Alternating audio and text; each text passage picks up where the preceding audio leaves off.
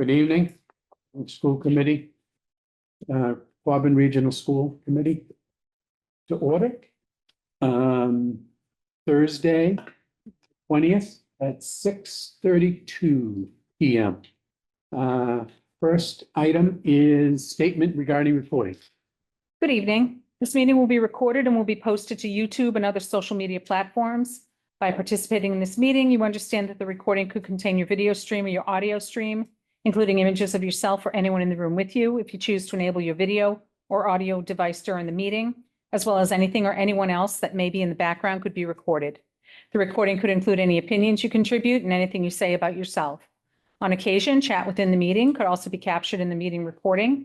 Therefore, anyone attending the recorded meeting may have aspects of their personal data recorded if they actively participate or not.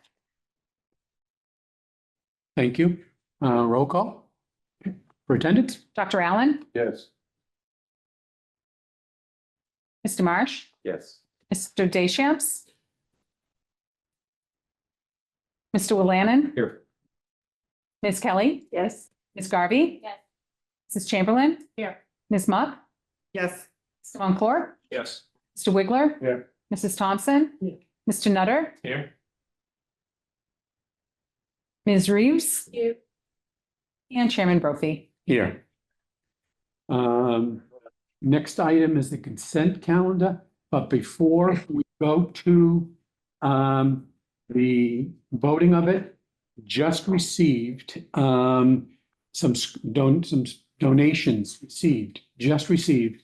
And so I'd like to be able to put the items in the consent agenda and by regulation, providing that we just had a reason, if we just got them information, which I just received, and we did not reasonably know this ahead of time, we could, so didn't make the agenda as such, but we can add it if you allow me to read it. So move it with a second and put it in the consent agenda capsule.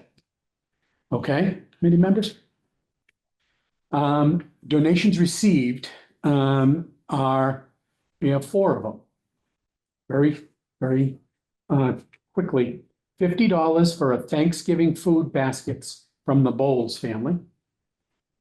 $50 for Thanksgiving food baskets from Jennifer Howard. Heward.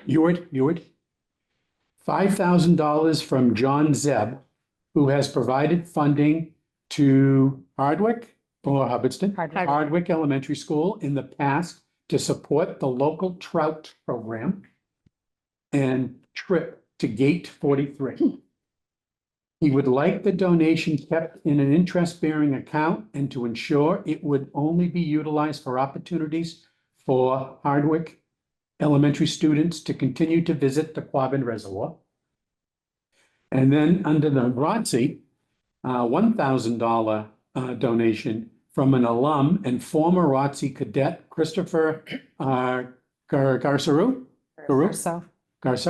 with $500 to the NJROTC General Gifts and Grants Fund and $500 to the Capula Scholarship Fund for Leadership Academy.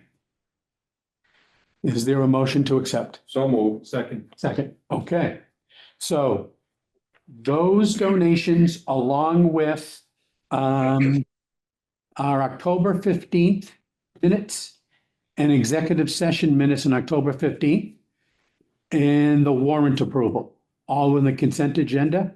Roll call. Dr. Allen, Yeah.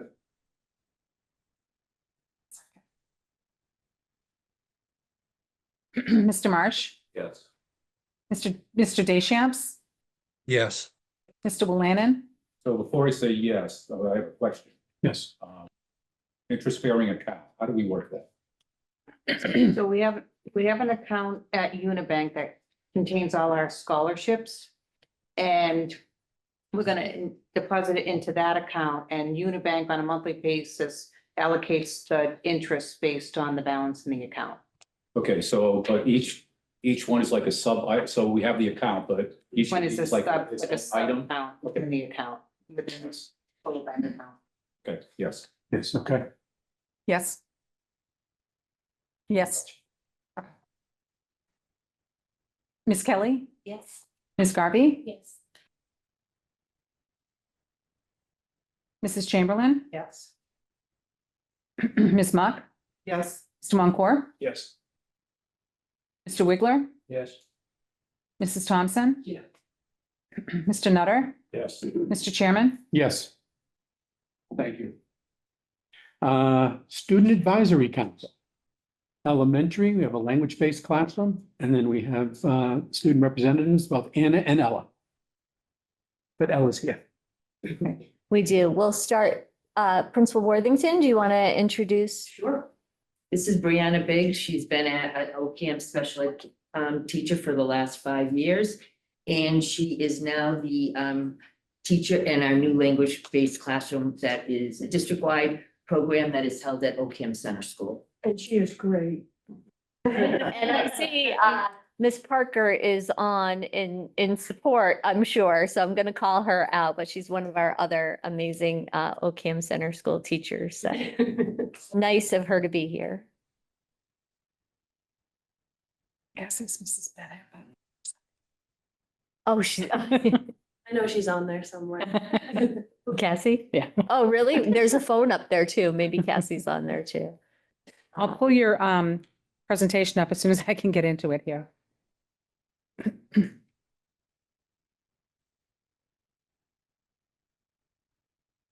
hope they don't get off after she's done. I hope they stay the whole meeting. For all the fun. There's pressure right there. I know it's here, Brianna. I just, No, I sent it. It's okay. I put it in here. I see it in the drive. I see it in the drive. I did too, but somehow it's, there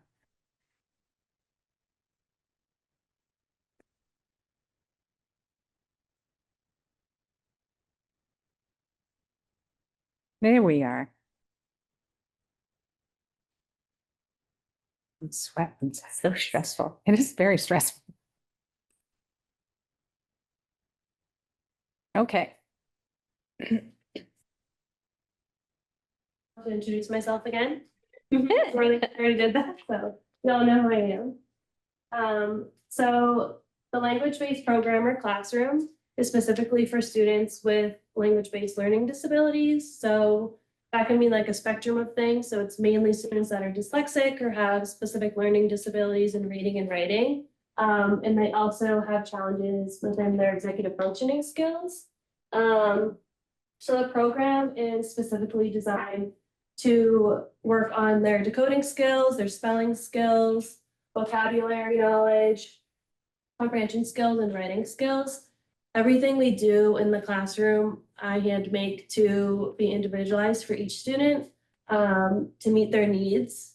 And we also have the speech and language pathologists and SLPA that come into the classroom to work with our students as well to help with their speech development.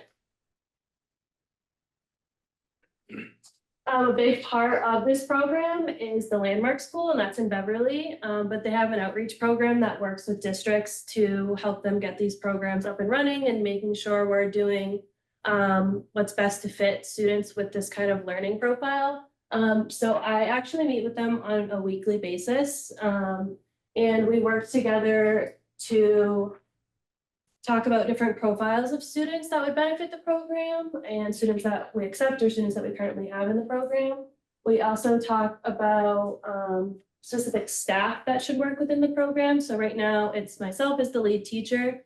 I have an interventionist that also is kind of like my teacher assistant in the classroom. The reading specialist or reading coach at OCAM Center School also works within the classroom. And then, like I mentioned before, we have the SLP and the SLPA that also come into the classroom to work with the students. And they also, a big piece with the outreach program is the curriculum planning. Yes, did you have a question? I want to wait till you're finished. I thought you were finished with your presentation on Landmark. Not yet. When you are finished with that, if you would please recognize them.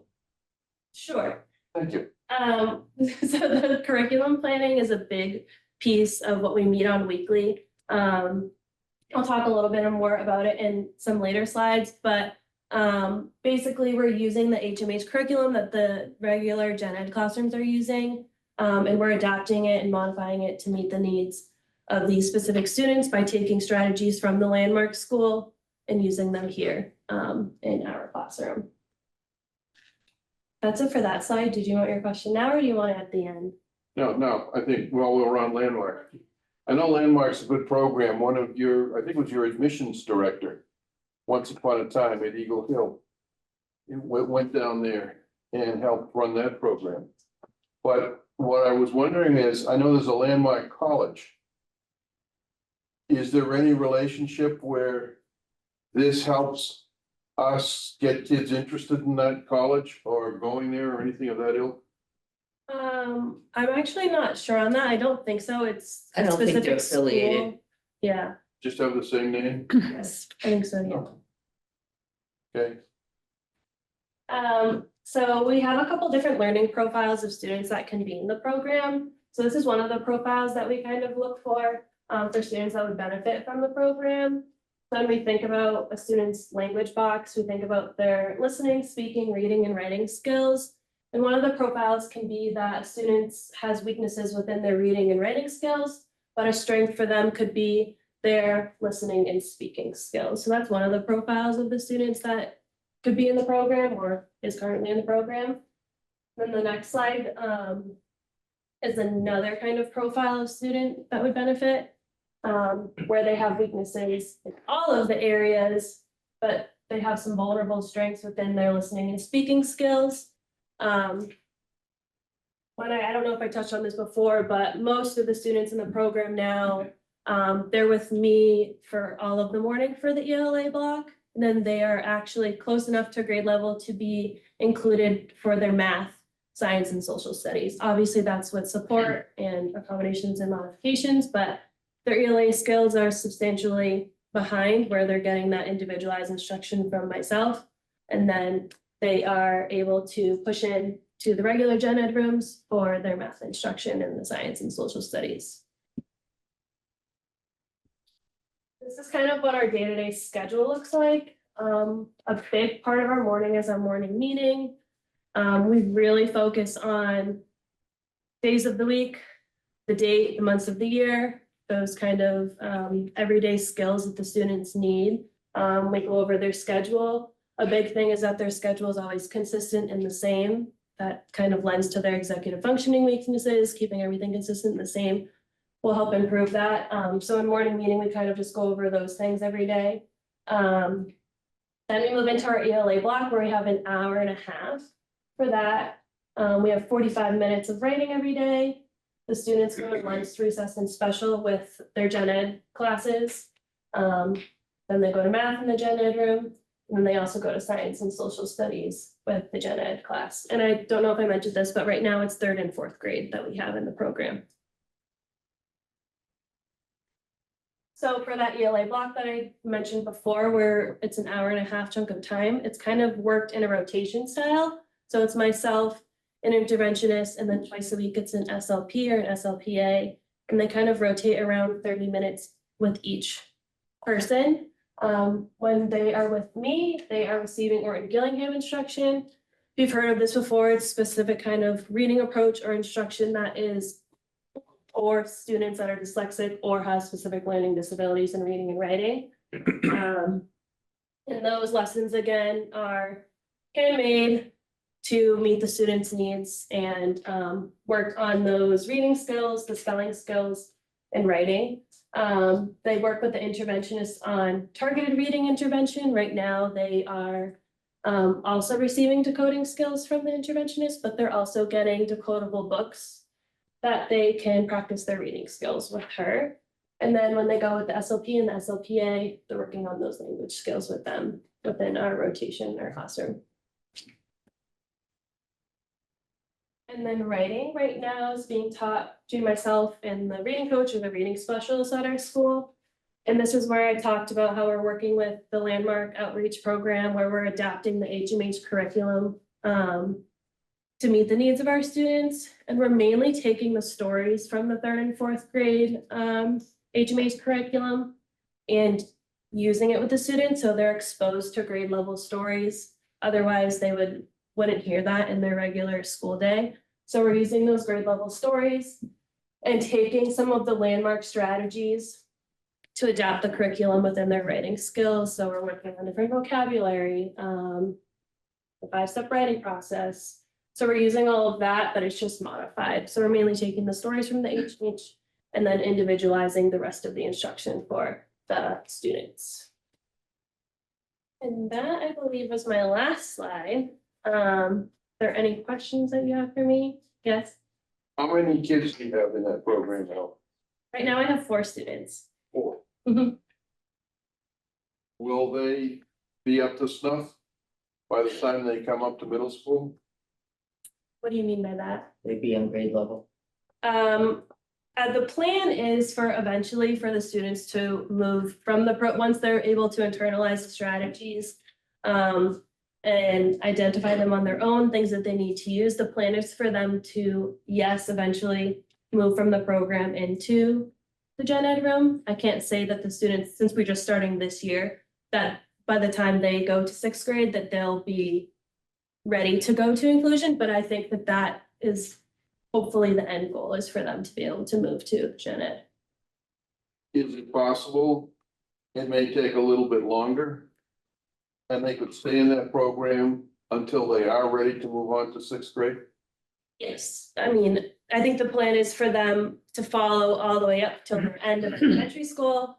And then hopefully potentially maybe have one at the middle school, I don't know, but That is our plan. that's the hopes is, yeah, so they'll stay within the program until at the end of 5th grade, yes. So they may not just stay with you and OCAM, they may move up to 6th grade in middle school and just continue this program, but here instead of there. Yeah, that's the hope is for that, yes. Good. Any other questions? Well, go ahead. I was gonna ask, like, are we having like students from kind of all the towns, bringing them into there, like? Yeah, so the students that are in the program right now actually aren't from OCAM, they're from in the district. Thank you for the presentation. So question I have, I think similar to this question here, I guess how you would actually track or measure success of this program in the long term? That's a great question. As I was a prior special ed teacher, I really thrive on collecting lots and lots of data on my students. So that's different assessments I use, informal screeners, assessments that I make based on the curriculum that I'm teaching. And I collect that all and I give it very frequently. I mean, all these students are in IEPs, so we're still, 4 times a year reporting on their IEP goals, but I'm also taking my own data from the content that I'm making in my classroom to track it that way to see some progress. Okay, we can bring me to this. So therefore, to qualify for the program, it is through IEP. You'll get to the program. Okay. Yeah, it's a Now- certain profile, yep. Yeah, excellent. So, and I think it's the same question may have been asked already. So is the goal is to scale this up to other grades in the future, right? I think that's the goal, I think. So we started with grades 3 and 4, and that was based on the recommendation from Landmark. Typically 2nd grade, I think, was kind of the earliest that they would recommend starting the program, but we did 3rd and 4th, just we had to kind of scale it down to a certain grade level, otherwise we be too far apart, like in grades. So we started there, and then again, from this point, we hope to kind of keep following it up. Right. I mean, currently there's only 4 students in the class. Currently, yeah. You have the ability to actually really measure every single aspect and start collecting data for the future. Oh, yes, it's very individualized right now, yes. So with Landmark, it's a collaboration, a partnership. How much is that's costing us?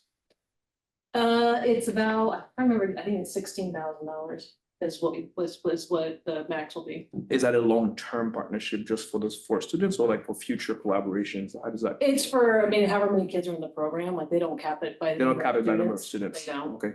And is that an annual? Yep. Okay. Brianna is also taking a writing course through Landmark as well, so they're able to match what she's doing in the classroom with the course that she's taking. And is the course you're taking part of that agreement payment? No, it's separate. Yeah, separate. I chose to take it on my own. I was thinking it was a bargain. This, Yeah. okay, perfect. It was something I wanted to do to better help the students. That's awesome. Yep. Any other questions? I just have a comment. I mean, worked with special ed students in individualized environments for 25 years, and I don't know if everybody understands the amount of work that goes into it, especially when you say that you're individualizing for each student. I mean, that changes on a day what they need and the direction. So thank you for taking this on. Yeah. And it's obviously that you love it with your presentation, but it's a lot of work to individualize. We hear 4 students, but that's a lot of work Yeah. to do. And you're constantly thinking about new ways to be able to assist them. So Yeah. I just wanted to say thank you very much for that. Thank you. I amount of work. And appreciate Brianna, I want to add, works very hard with her planning and with the writing and taking the courses. And since the minute she accepted the position, she has been on fire making sure that the students are successful. And you're right, it is a lot of work. This is something desperately needed, quite honestly, so I'm really excited. We've needed this for a long time. I know we've tried to have programs like this, but thank you for taking it on and doing it right and putting the time in, because you're gonna serve a lot of students. Thank you. I really appreciate that. Thank you. Alicia and then Dr. Allen. I was just gonna kind of echo the same thing that Deb said, like this, it really is like foundational for our students with these disabilities, something we haven't had. My own daughter struggles with it, and I'm like, I wish we had this, like when she was at that, like, because we really would have, kind of get something like this for her, and it would have made a huge difference in her own education. So super happy that we took the chance of doing this. And I know, even though, we're paying Landmark to do this, you think about the actual cost savings over the years that just one of those students had got it on the district placement, would save like a ton of money in that, as well as money over the years in their support by being able to bring them into this classroom and teach them the way that they need to be taught, instead of being like, well, in the general ed classroom, I'm learning this, but over here, I'm learning this. And how do I put this all together, especially if they have executive functioning issues? It's hard for them to be able to formulate that all in their head and actually apply it consistently. So it's excellent that we're able to do it in this way, and that any child who's had an outside evaluation, they're like, they need a language-based classroom that we just haven't had. This is amazing to have. And I do hope that, that we're definitely continuing to grow it, to just see the gains that I'm certain that we will see as a district over. So. And I want to say Jill is the one that really pushed this with the support of Colleen. So if it wasn't for Jill, we've been asking for a very long time, and Jill wants to do it the right way. And that's the only way we said we would take it on, is the way it should be done. Yeah. Exactly. And that 3rd to 4th grade, like starting them out that way was the exact That's place to exactly start. when they need it. Dr. Allen? I am a parent of what was once a special ed child. 45 now. Still special ed in his own way. But anytime I encounter a teacher or somebody working with them, I want to echo what Crystal said. It's a wonderful thing. And I speak on behalf of every parent of every special ed child. It is so important and so needed. And there's the start of it. He was his first special education teacher back 3 years ago. Anyway. So thank you for continuing this work. Thank you for what you're doing. Thank you. I appreciate that. Anyone else? I mean, I have one last. Absolutely. question. Sorry, Not a problem. I think speaking of that, right, in terms of, I'm always looking for like avoiding the single point of failure. So it seems like everyone's talking about Jill, you guys are doing a great job. What is the future plan to ensure qualified staff always stay here? I don't know, you win the lottery tomorrow and you say, you know what, I'm out of here. How do we ensure that we're gonna have people that can take that role and continue to support this process? We can have this program for 5 years, and the next thing you know, someone leave and the next, it's gone, right? What's the plan? Well, that wouldn't be her plan. Yeah, I would, You know, answer for that, sorry. Really, it's just gone. I'm pretty young, I don't think I'm going anywhere anytime soon. They're out in the lottery. No, that's hard, it's a hard question to answer, because we can never guarantee the candidates that we're gonna get when we, when we Right. post a position, but, I'm confident that we would find somebody, and if they weren't trained, we would make sure they got the training to be able to continue to do this. I anticipate staying like that partnership with Landmark for time to come, like, we don't have a vision to kind of get rid of it anytime soon, so with their support, I'm confident that we can. and continue. that partnership is not contractual, is it? It is. It is, okay, all right. Yeah, I mean, that's really the whole point, right? It's kind of like keep educating people and that can take over that next step and ensuring that we have that continuity for the next generation, I guess, but yeah, okay. Good. Thank you, Jill. The only comment I like to make is thank you for not only doing this, working with the superintendent who also wanted to and brought it to our attention and said, would you support this? So through the budgetary process, it makes total sense. We know that. And thank you for your continuous learning as you work with the writing process and everything else. But also, are you also can do some professional learning with our own staff, especially helping teachers, new teachers for developing inclusionary practices for all process, product, and content. Because that's where the difficulties happen, is when your colleagues sometimes may say, here, can you help John? Can you help Mary or Jose? But at the same time, you can also help us, the skills to be able to give others to make the right adjustments in process, product, and content.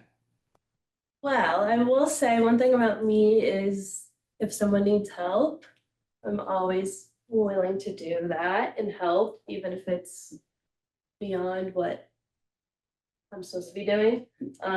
So I would say yes, if anyone, I would absolutely do that. I mean, that's just who I am as a person. I mean, Prior to Brianna taking this position, as I mentioned, she was a special ed teacher. And she worked very closely with classroom teachers and worked with them for scaffolding the curriculum and really working with the teachers to help them with modifying and accommodating students' needs. So Brianna is not afraid, where sometimes when you come in and new, she's not afraid to do what's best for kids.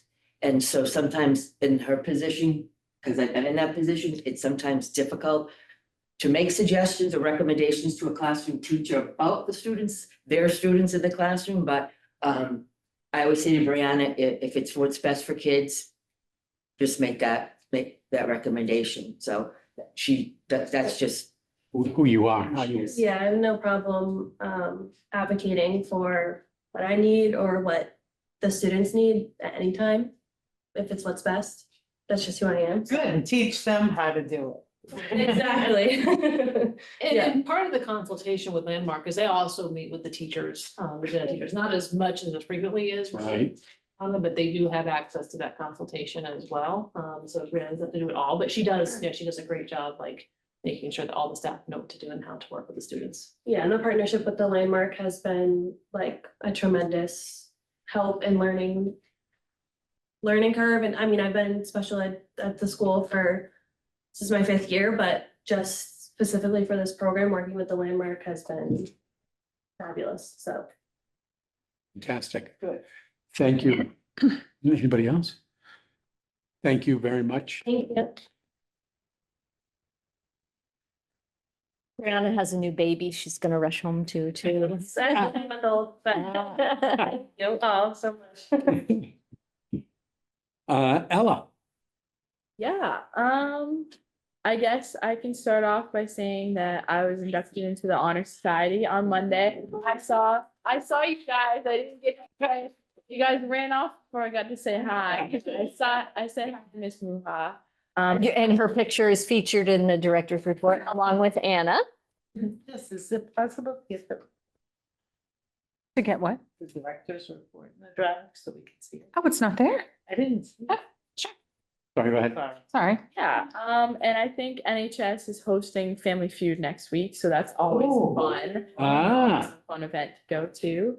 And then, let's see, ROTC, we have our big area manager inspection on December 5th. So we've been preparing for that.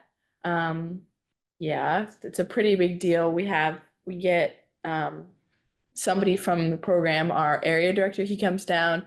It's a very formal, like he inspects all our uniforms, he inspects the supply room, etc. So we've been preparing for that. And we also have our spaghetti dinner on the 16th, December 16th. So, December 16th of 16th. December. yeah. Oh, good. Yep. And then, yeah, that's what's new with me. If anybody has questions about anything. Any questions for Ella? I have a question for you. Sure. So I guess my question mainly is, how do you balance, obviously, this role and being a good student, and also find a way to get the pulse of what's happening in the school in general to report here?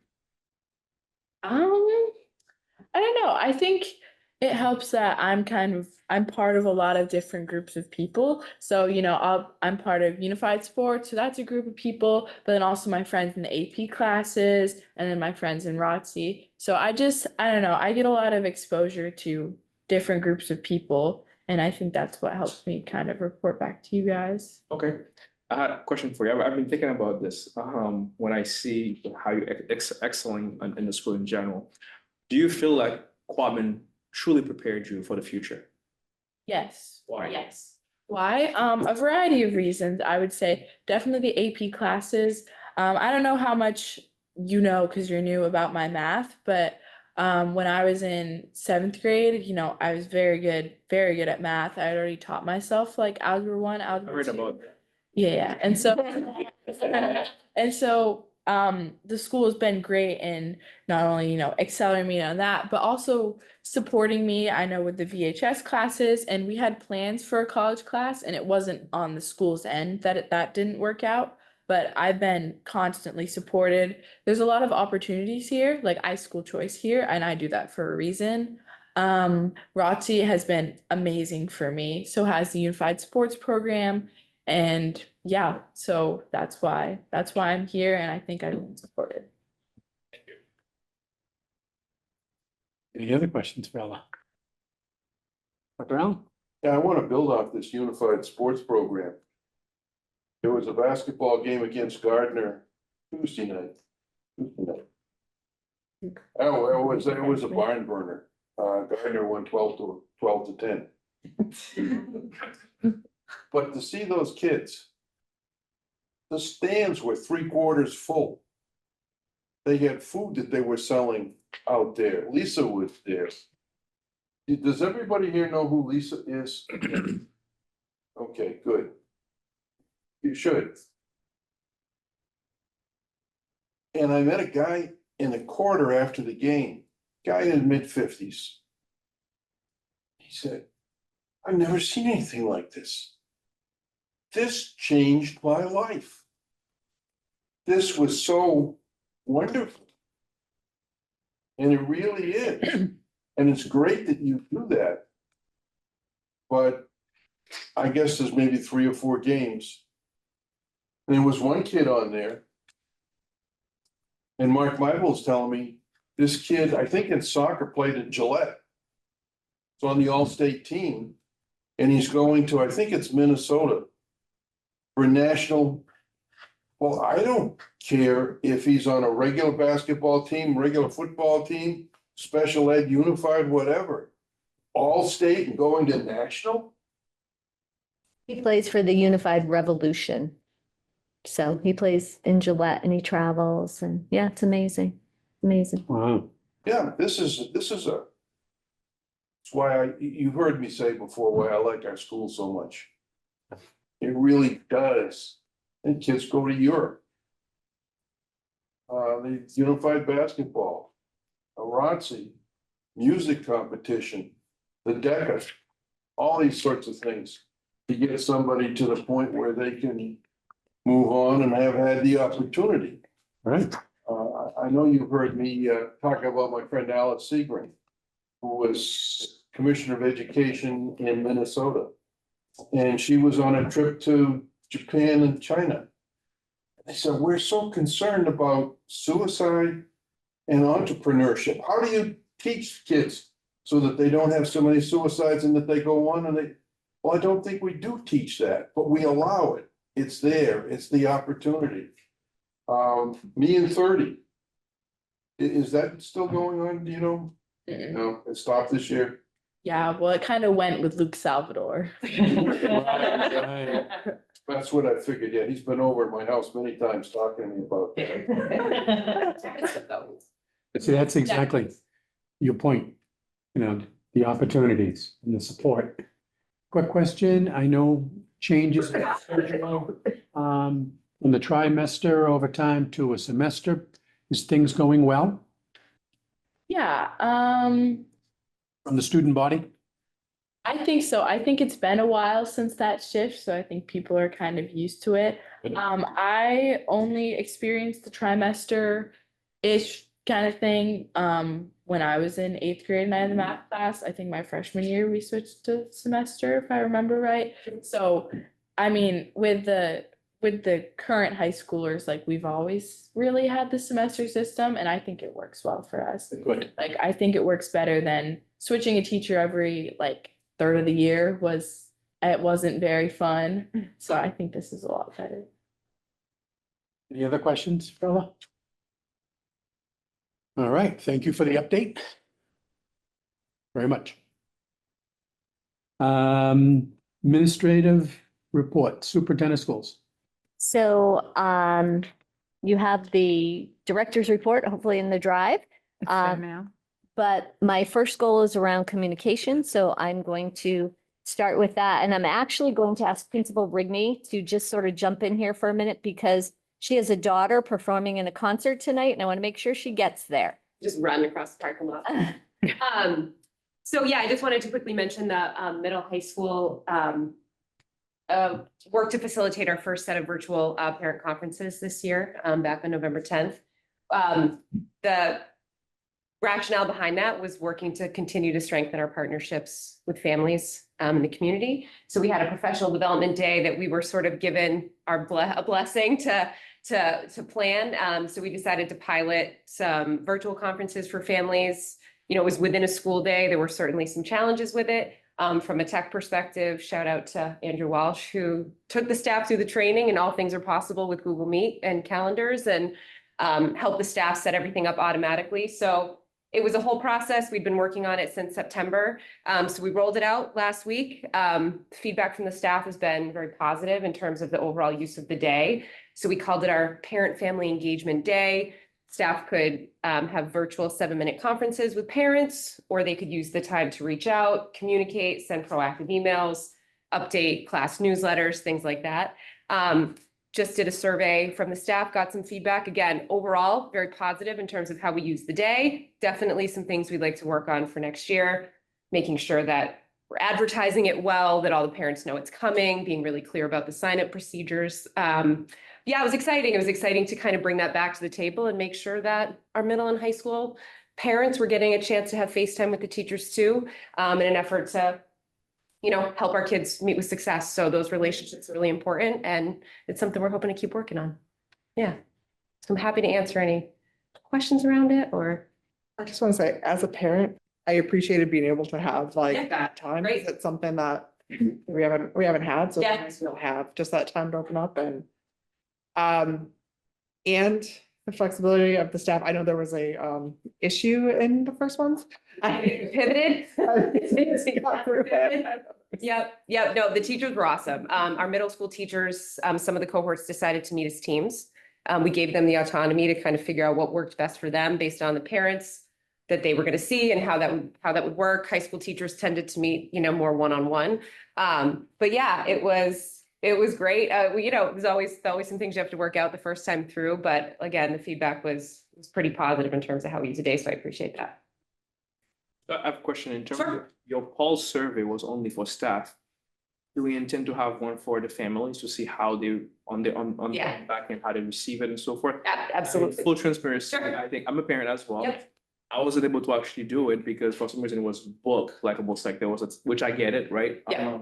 Which I'm wondering if there's an opportunity for an improvement in the future. Yeah. That would actually require, obviously, reach out to parents and say, hey, how did you do it? Did you like it? And Yeah. I'm not sure what was the time slot, was it 7 minutes I'm heard? I'm not sure what. Yeah, something, yeah. Right. Yeah. And then there was a power outage at one point. Yep, but we worked around it.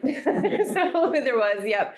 Yeah, and so the time frame we had to work in, we had to work within the contracted hours of the PD day. So we weren't able to offer an evening slot this year, but it's something we're talking about because we know that we want to make it obviously workable for working families and families, families have all sorts of different schedules. The idea of doing the 7-minute virtual conferences, we were trying to figure out how we could get the most bang for our buck time wise, and 5 minutes felt really short, 10 minutes almost felt a little long, 7 minutes, and kind of doing out how many parents, teachers could fit in that window, seemed appropriate. And that was actually one of my feedback questions to the staff is, how did you feel about the length of time? Too short, just right, too long? And overall, they felt the time frame was good. Yeah, I think if we could work to expand on that and offer some more time slots, we had some parents that went to sign up and all the slots were full, which is obviously not ideal. Obviously, having the virtual conferences during the workday, our thought was 7-minute virtual meeting. You could step out, take a quick break at work instead of having to take some time off and come in person. All things we're considering for next year, so we can expand on it. Yeah, absolutely. Yeah, absolutely. Go enjoy the concert for all of us. Can't wait. It's gonna be First night of French, fantastic. and so we'll see. How So some of the other things that I have featured in the director's report, you'll see a picture from the Veterans Day Assembly at Ruggles Lane, and a school committee member Moncourt attended that with me, and it was great. It's just so awesome to see our veterans with our families. And they also had one in OCAM. They do different things. Barry had the NJROTC color guard, did the Barry event. And while the middle high school was having their communication day, we did parent-teacher conferences, as we always do at the elementary level. We just finished up with our Shrek the Musical, and we're right into concert this week. Middle school is last night, high school is tonight. We have a lot of food drives running. That's what you heard some of those donations for. So not only for the holiday, but as you know, the SNAP benefits went away. Our teachers and staff sort of kick right into action and start thinking about how they can support these families. And then we had some big celebrations. We had our NHS ceremony. We also recognized our John and Abigail Adams Scholarship winners. Those are the students who perform really well on MCAS and get in-state tuition. So you should have seen that in the district-wide newsletter recently. It'll also be in the Barry Gazette. Our regional agreement came back to us. DESE has approved it. We are like, wow, great. But we are going to have a final meeting on Thursday, December 4th, just to meet with the committee, hear any feedback from them. We are thinking a lot about parent-teacher conferences, and as Principal Rigney was talking about, getting some feedback from our parents. And one of the things we're also thinking about is, how do these conferences impact students moving forward? So after the conferences, are we seeing changes to student behavior? Are we seeing academics? Are we seeing changes to homework? And so how do we continue to build upon that momentum? We also are talking about a prom bus. So this is something that we've offered in the past, sort of an optional prom bus. We think a lot about students in equity, and maybe some of our students can't afford or don't have a license to get to prom. So a couple of years ago, we got a donation from the district attorney's office. We offered prom bus.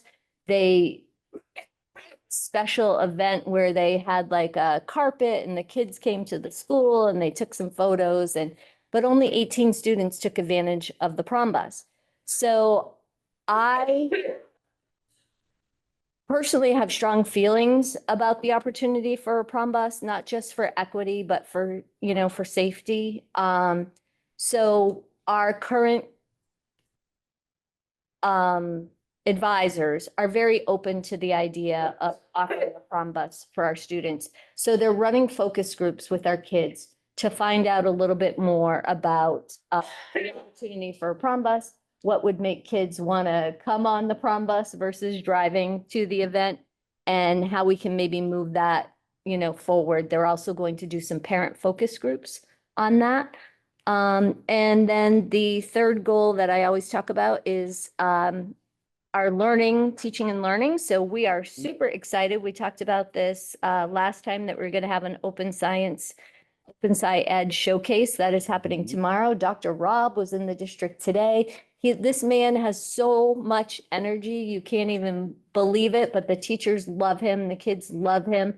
He did some modeling classrooms, and tomorrow we'll have a full day. And we have over 50 visitors from other school districts, including as far away as Shelley's on here, but I think I saw Andover. Desi is coming to observe and be a part of it. So this is a huge deal for Quabbin. We're really proud of the work that our teachers are doing with this. And we're also in process of scheduling, believe it or not, for the middle high school. So we're sending out, we have surveyed the staff around the schedule. We're sending out a student schedule probably by next week if it doesn't go out tomorrow. And we're looking at revisions to our courses. Those will come to you in December, as well as our graduation requirements, because those will get updated with the course changes. And we attended the Chapter 70 listening sessions. I think we were represented both in Worcester and Greenfield. I couldn't make virtual because I had a conflict that night, but I'm assuming lots of people hopped on the virtual Mark was meeting. on it too, right? Yeah.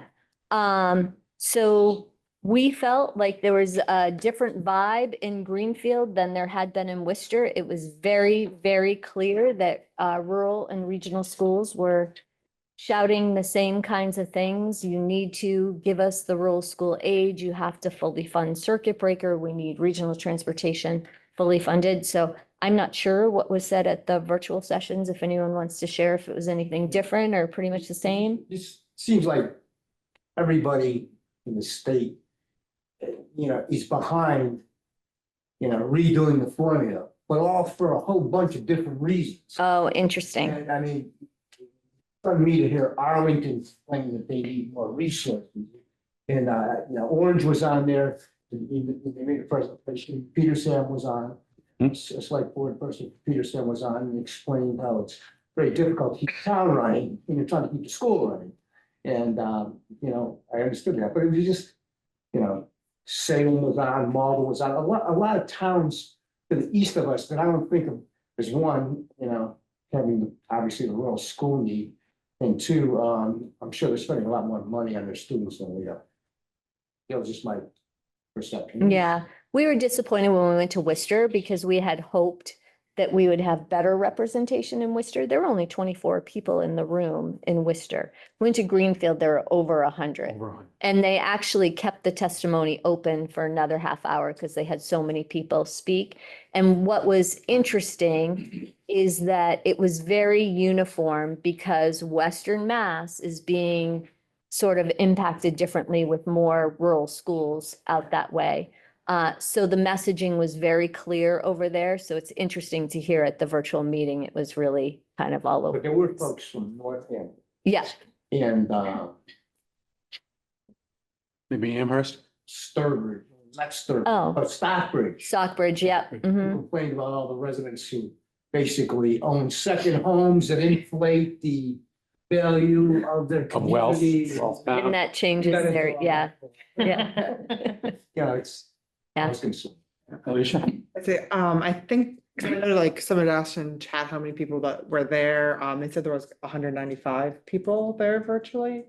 And so it was a combination, like I said, of like people from the school saying stuff, but they also had people from the towns just saying like, hey, we can't afford this amount, the majority of our budget going to schools, and we do need more money from the state so that we can afford firemen. Right. From that town perspective as well. So. Yeah. So the next thing I just want to let you know is we've had open enrollment for our insurance, health insurance since November 1st. And we work with an insurance broker every year when we negotiate our terms. They came in with a 29.8% increase to us. And we were very, very nervous. And we had a second meeting and we couldn't quite get them down. So out of an abundance of caution, we decided to freeze the budget because we were really worried if we had such an increase. Remember that our insurance runs January to January, but our budget runs from July to July. So we were very worried that we would have trouble the second part of the year. I'm happy to say that we were pleased overall with where we landed. So far, for our employees, depending on their plan, they have a 12 to 14% increase in insurance. But if you're reading everything that's out there, it's impacting everyone.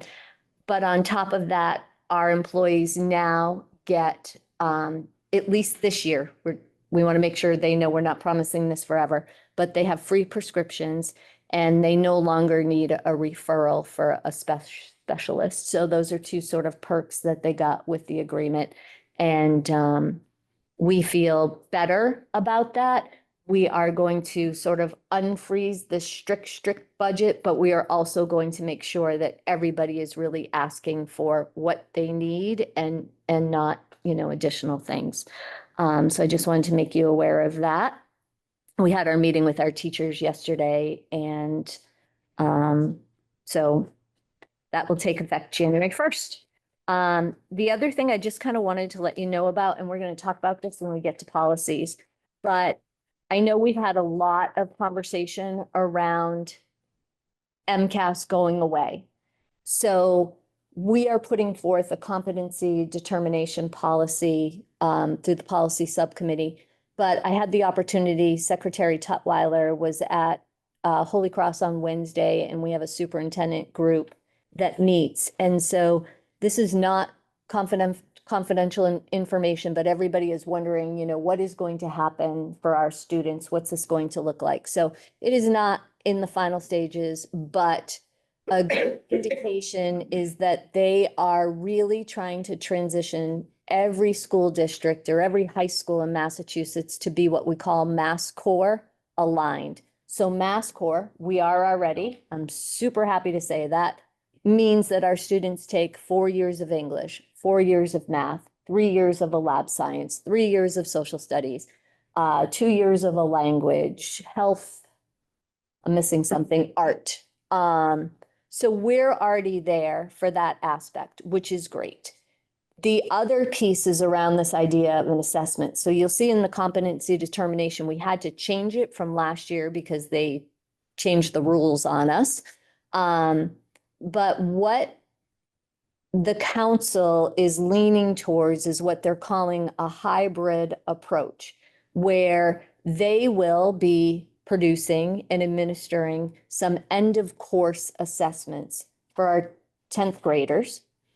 These assessments will be in a few key areas, which we already know they're going to be ELA, math, science, social studies, US history in particular.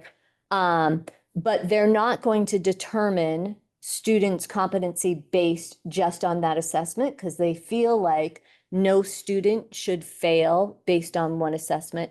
So then there's going to be an additional requirement of either a portfolio or a capstone, which we as a district have experience with as well. So there was a lot of pushback about the assessments in general. People are still unhappy about them. But, as the secretary said, as long as the federal government still has this as a requirement, we still have to do it. He also feels that we should measure students and that, the MCAS was a low bar when it was in place. So you'll hear more conversations about that. But I just wanted to give you an early heads up. I do believe this is going to take some time. When schools change to Mass Core, it is going to take some time because if you're a small school, that means increasing your staff to be able to provide these requirements for our students. And it's also going to take them some time to create these assessments. So when we talk competency tonight, we believe that will be in place for the next couple of years. And he sort of assured us not to freak out about it, that, you know, this is where everyone is at. So I think that's all I have. Well, Yes. What an interesting final comment. Don't freak out about it. Well, those weren't his words, but you know. Well, it's paraphrased. But, okay, that all sounds fine. But what, we're gonna have tests, same areas as MCAS. Mhm. That was many, tens of millions of dollars. Who's gonna pay that? Portfolios. They're very expensive, both to create and to store. Evaluate. Who's gonna pay for that? And what was the other one? The capstone. Capstone. Well, the portfolio is either or. Either or, yeah. The Medicare, Medicaid is up. And I've been getting 50 to 60 calls a day telling me that I need to, and do I have, and I tell them it's none of their goddamn business. And that doesn't seem to go over very well, and they hang up on me, but then they call 2 minutes later or 5 minutes later. So anyway. Yeah, so those are some of the questions that the state is grappling with. The other thing I do want to mention, because I think this is really important, it does not sound like MCAS is going away for our younger students anytime soon. So I think it's important, if you engage in discussions with our parents and families, to have that information, because now if our students don't participate in MCAS, you saw it with OCAM, or you will tonight, I forget, we did this at policy, that OCAM is identified of needs improvement because lower than 95% of their kids participated in taking the MCAS. And so now they're sort of holding us accountable for that information. So we'll see where it all goes, but that's just sort of the current status of it. And I just wanted you to have that information. Also, who's gonna pay?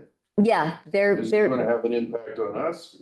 Or is the state gonna pick it all up, which would be much greater than what the MCAS by itself was? Yeah.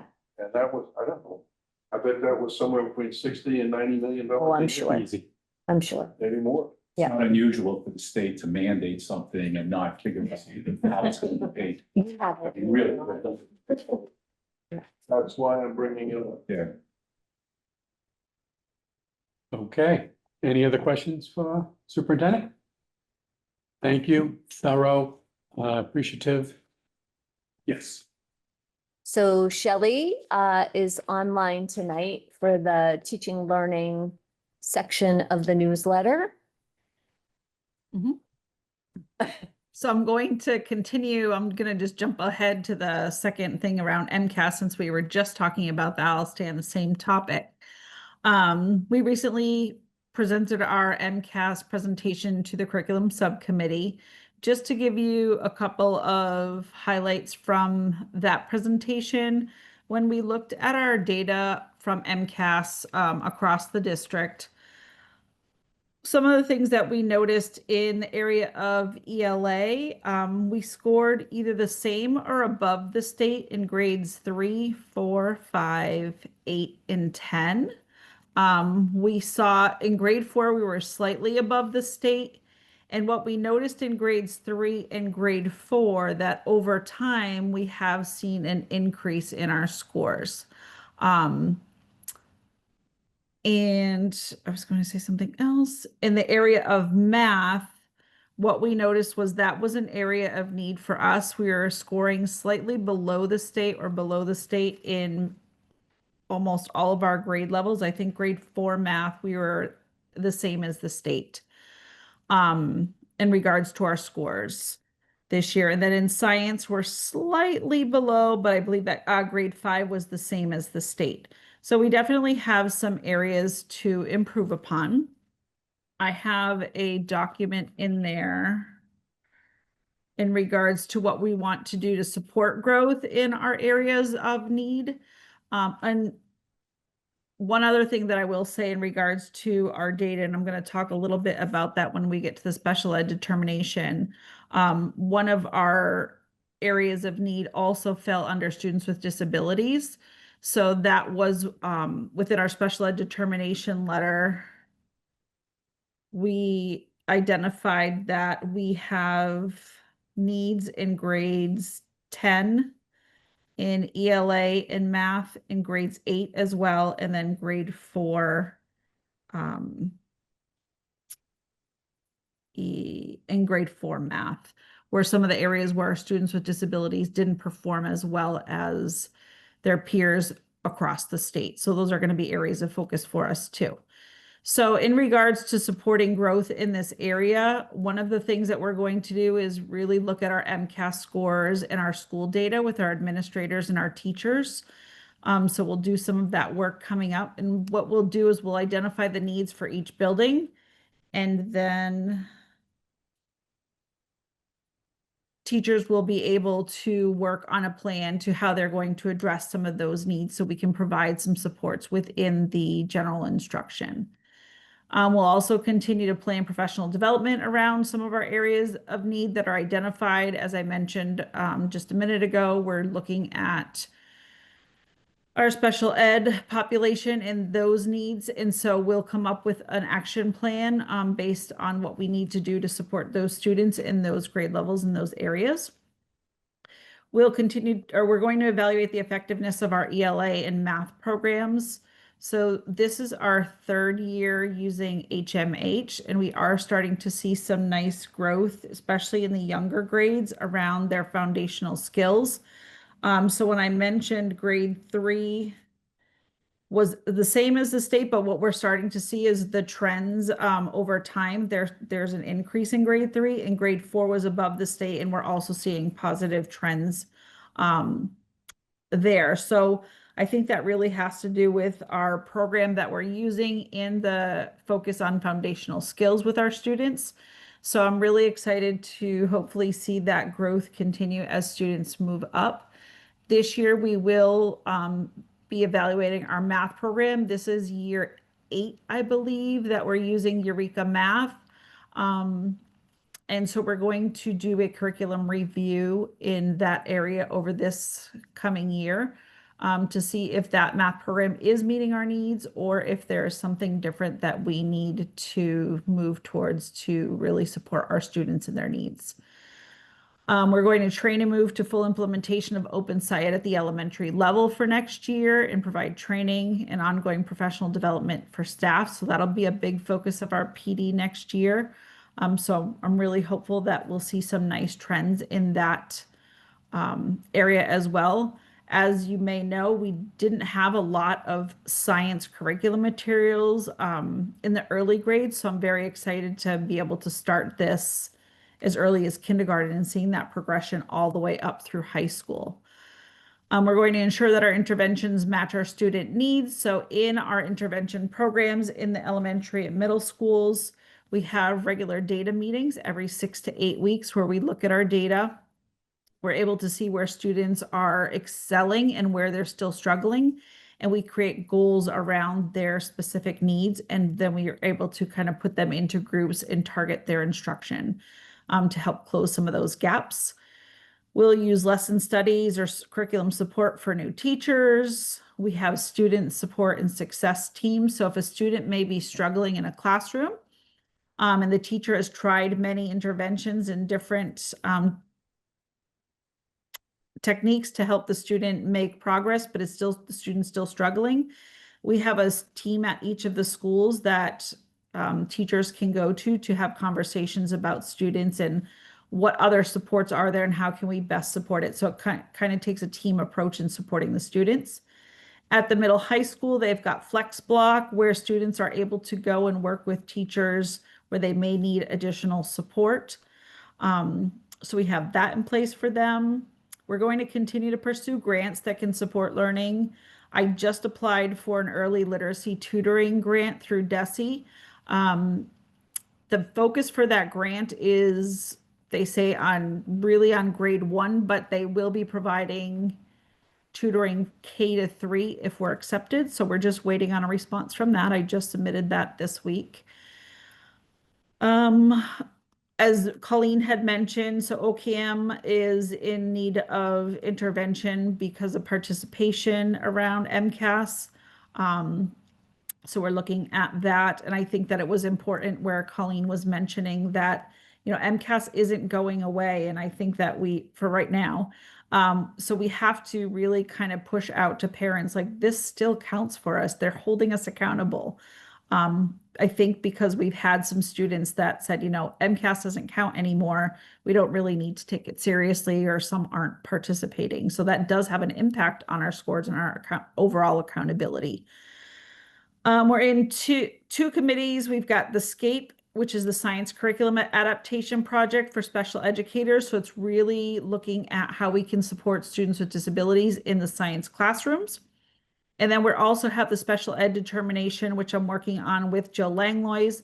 We just created a district team to identify and work on those areas. So grade 8 and 10, ELA and math, grade 4 math, and also our graduation rate. But what we're doing is we created gap statements for those areas where we have a need, and we're doing some action planning and root cause analysis.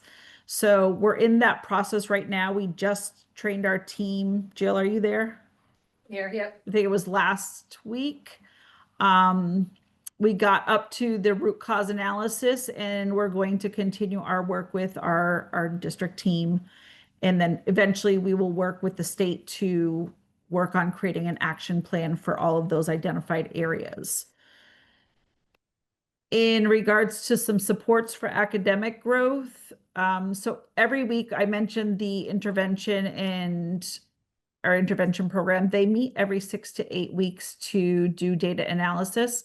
So as they create goals for students and work with them over the 6 to 8 week cycle, they're really trying to target student needs and gaps. So they'll collect data. They come together at the end of the 6 to 8 weeks, and they analyze all of that data to see who's made growth and who still has some areas of need. And then they create new goals for the next cycle. So that's something that's ongoing all year long in grades K-6. We've got coaching support for all levels. So we have coaches in all of our elementary schools and in our middle high school. We are providing PLC time for middle high school. In last year, the focus was really on using formative assessments in the classroom. This year, we have also added checking for understanding and then planning for support based on those formative assessments and then where students are in their understanding in the classroom. And that'll continue for this school year too. I mentioned flex block at the middle high school and intervention. We really want to strengthen our tier 1 instruction to make sure that students get a solid, robust instruction in tier 1 so that we can minimize the need for, or the number of students that need tier 2 intervention or tier 3. We have open SciEd curriculum. I talked about that is being rolled out. Our professional development really focuses on our areas of need, and we try to support the teachers with the new curriculum that's being implemented and giving them time to really delve into those units and work together as a grade at different grade levels, so that they have support across the district. And we're always looking for any vacation or summer academies. We had them a couple of years ago. They were grant funded. We have not seen that come out yet. I always say I'm crossing my fingers. I'm always looking for money or opportunities that can support teaching and learning and support our students in making positive growth. So that is my MCAS. In regards to the rest of the information, Colleen talked a little bit about Open SciEd, the showcase that we're having tomorrow. Let me pull that up because my computer is going crazy. So they will be here. We've got quite a few districts. I listed them in my report here. we actually have around 50 people, I believe, coming tomorrow. And there were actually other districts, a couple other districts that at the very last minute said, you know, is there room? Can we come? And we had to turn them away because we just did not have enough room to accommodate everybody with going into classrooms, and we wanted to cap it at 50. We thought that that was a good number to start. But what I do like about this idea of sharing with other districts and coming together to provide professional development is that even though those districts aren't able to attend tomorrow, we do have some upcoming trainings for our teachers already identified for more towards the end of the year, thinking about training teachers for next year so they're ready. And they will be able to participate in that. So even though they can't come necessarily tomorrow, they will be able to still engage in the professional development if they choose to do so. So we're very excited to have all of these districts. That's happening tomorrow at both the middle high school and Hardwick Elementary. What time is that? It's going to It's be all all day. day. So we're Yeah. going to start at the high school. And then we will have like an overview. We'll visit classrooms. We'll come back and have an opportunity for the participants to meet with the teachers and talk to them. We'll have our lunch, and then we'll travel to Hardwick for the afternoon and do the same kind of format there. No, what time? You said it We was all start day. at 8, right, Shelley? Are you starting at 8? Let me pull my paper. 8 o'clock, yes, is check-in and welcome. So we're really starting the session orientation at 8:30 at the middle high school. So that's when we'll give an overview of the middle and high school courses and open site ed units that they'll be observing in the classrooms.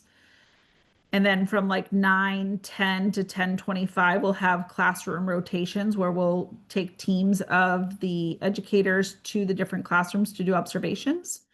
And then after that will be a teacher debrief, question and answer. From 11 to 12:15, we'll have lunch and a keynote presentation from Dr. Rob. And then we'll travel to Hardwick Elementary, and we'll start there at 12:45 and do the same format. So we'll be at Hardwick from 12:45 to 2:30.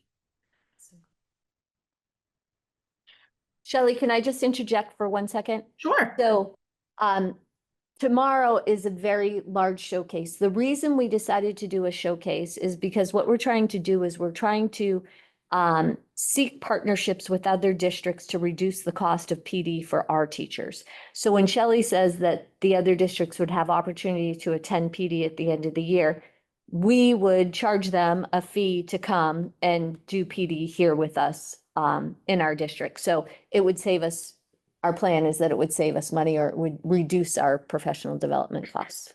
Yes. And I would say Go that ahead. we got, oh, go ahead. Hold on, John, Mark. Just a question along that line. Yeah. You know, you're taking a look at professional development. Is there any appetite for taking those 10 days, half days, and putting them into 5 days to give the parents a break in the situation? I'd also, as part of that, I'd also like to see if absences, both teacher and student absences on professional development days are any different from any other Wednesdays throughout the month. Because I know that we have, you know, an absentee problem with students. But I guess, you know, if we can nibble at the edges, it might help us out. Oops, sorry. ahead. No, go ahead. I'm sorry, I'm just taking care of this. I can answer 2 questions for you. So we will bring forth the calendar to you in December. I think you will see a difference in our calendar. You've heard me speak before that I wonder about the interruption of having 10 half days throughout the year might be causing our students attendance and academics. So I'll be bringing that to you in December. The other thing you talked about is actually staff absenteeism. So on Tuesday morning, 9 a.m., DESE released a staff attendance report. I don't know if anyone saw it, but I'm very pleased to report that Quabbin is below the average. We average about 10 teacher absences a year, and our administrators average, I think it was like 5 or 6 absences throughout the year. So that data is available on the website. And to answer your question, Mr. Wiggler, there are higher absences on the half days for both teachers and students. But doesn't that tie into the number of maybe days that folks have to be? I believe it does. Kids actually saying, yeah, I'm only going for 2 hours, I might just stay home, you know? Yep. And convincing the parents that, Mhm. you know, that could be a viable option for that particular day. Because I'm in the neighborhood, I'm walking around a lot, I see a lot of cars. And Yeah. I'm like, Yeah. oh, which one is it? No, it's good. And that's how it was correlation on the professional, even though the showcase is going, there's a good objective on that. There's a good piece of understanding how is professional learning being happening in the district. So she's right on it. Superintendent's right on it. I'm sorry, Shelley, go ahead. Nope, that was okay. That pretty much summed up that piece. I just wanted to give a huge shout out in regards to the Shrek performance. If you had an opportunity to go, it was absolutely amazing. And the time and the dedication that our teachers and our students put into putting that performance together is absolutely incredible.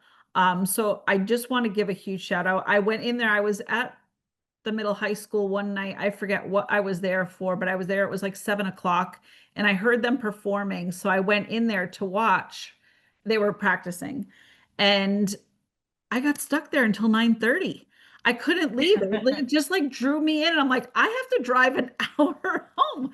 But it was so nice to see how much dedication, I could say, and love for the performing arts that everybody has. And then to see them go from the practice piece to actually the final performance was really, really nice. We have very talented students and staff, and huge shout out to all the time and hard work and countless hours that they put in. And then the last thing I would say that I just wanted to talk about is we will be pursuing the Seal of Biliteracy through DESE at the high school. So this is really for students that attain high levels in languages, or if we have any EL students and they are actually passing our MCAS test is one of the requirements. For that, they can earn a Seal of Biliteracy, and that will be on their diploma. It is recognized by different colleges, and it just really shows that our students are performing and attaining really high level skills in another language. So that's something that I will be working with the high school team to test some of our students towards the end of the year to see if they're able to attain that Seal of Biliteracy. So I'm very excited about that. Great. That is a lot of information. Sorry. Alicia. No, sorry. No, this is real stuff. So thank you very much. Yeah. I just had one kind of question, comment looking for it, especially when we're talking about the special ed determination. I mean, I know part of that was looking at MCAS scores too, and I did notice in our MCAS data presentation, we're only reporting on overall. I just want to think about looking forward. Should we also be separating out kind of that special ed and looking at that as well, especially if we're tied into needing improvement on that, so that we have that transparency into our improvements, well, hopefully our improvements and gains in that area over time as well. Yes, and I would say when we do our, when we look at the data from a school standpoint, that's where we're able to really dig into just our data overall in ELA math and science, but then we can look into those subgroups and see specifically who those students are, and where they're falling, and then what supports they have in place or what they may need. And then looking at the supports that either they're receiving in class or through intervention. And maybe do we need to look at, do they need something further? So it definitely gives us a lot of data. There are tons of reports that can be pulled around MCAS data in different, just so many different areas. And we can look at those subgroups. Good. Dr. Allen? Yeah, this issue of MCAS has come up, and I know, Mark, you were asking one time, other committee members, what does it do? Do we care? What benefit? And to me, this, I think, is a good example. Usually we go through the data in subcommittee, but now this full committee, this is even better. What do we expect? The old scientific process. What's our expectation? What are we doing to accomplish it? What does the data show us about how well we're doing it? And then what do we modify? How do we improve? And that's exactly what this is. That's why I have always spoken out so strongly for this, because I think it does exactly that. It tells us our expectations, what we're doing, how well, and then what we're going to modify or what we're going to do to try to improve, and then look at the data next time around to see whether we are succeeding or not. Now, if we're doing other things too, or in place of, that's all right also, if we think that that's what's important to us. But I think this is kind of basic reading, writing, and math, and some social studies, some science. That's what we as a district, among many other things, but this is sort of basic to what we should do, what we need to do, and we need to look at how well we are or are not. And in many instances, we're not. And that astounds me, I have to say, because of the appreciation I have for this district, the quality of the people, what they're doing, how they're doing, the multiplicity of approaches and all. I think we're doing a terrific job. And yet the data, we're about average, maybe. No, below average, in my view. You what? I think we're below average in my view here, because I don't want to cut you off. I have a question afterward when you're done, so. Miss St. George, I think the question I have for this is, again, what I'm reading based on the data, right? So the way I'm looking at it, it seems like to me there are some areas, I think grade 7, 6, 7, 8, where you can see an actual trend. We are trending down. Am I reading this incorrectly? Are you looking at the math? But yeah, math, ELA actually an average, because if you look at the data, I think from grade 6, 7, and 8, the average SGP, if we were to kind of count that, it's actually 30.5, and the state is actually 50. That's way below the state average, right? So yeah, the again, 30s are a little bit below. We like it around between 40 to 60. Correct. And I think you kind of mentioned that a bit, OCAM grade 5 trend, to me, there was a massive shift. And I think you kind of mentioned this, there may be a reason for this, but that shift is completely like changed from 2002, 2004, and 5, as if like something completely changed in that school. I was wondering exactly if you have any insight in this, specifically for OCAM, for the 5th graders, math. I would have to pull that up to look at it. I don't have that open right now, but I can definitely take a look at. I'd have to pull up OCAM specific data. Okay.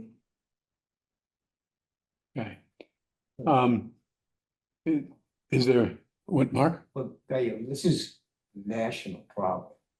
You realize that. It's not a Hubbardston problem. I mean, we have a microcosm of the national issue here where we are, but it's not as severe as, I saw some data like 38% of fourth graders, 38% of fourth graders can read at a 4th grade level nationally.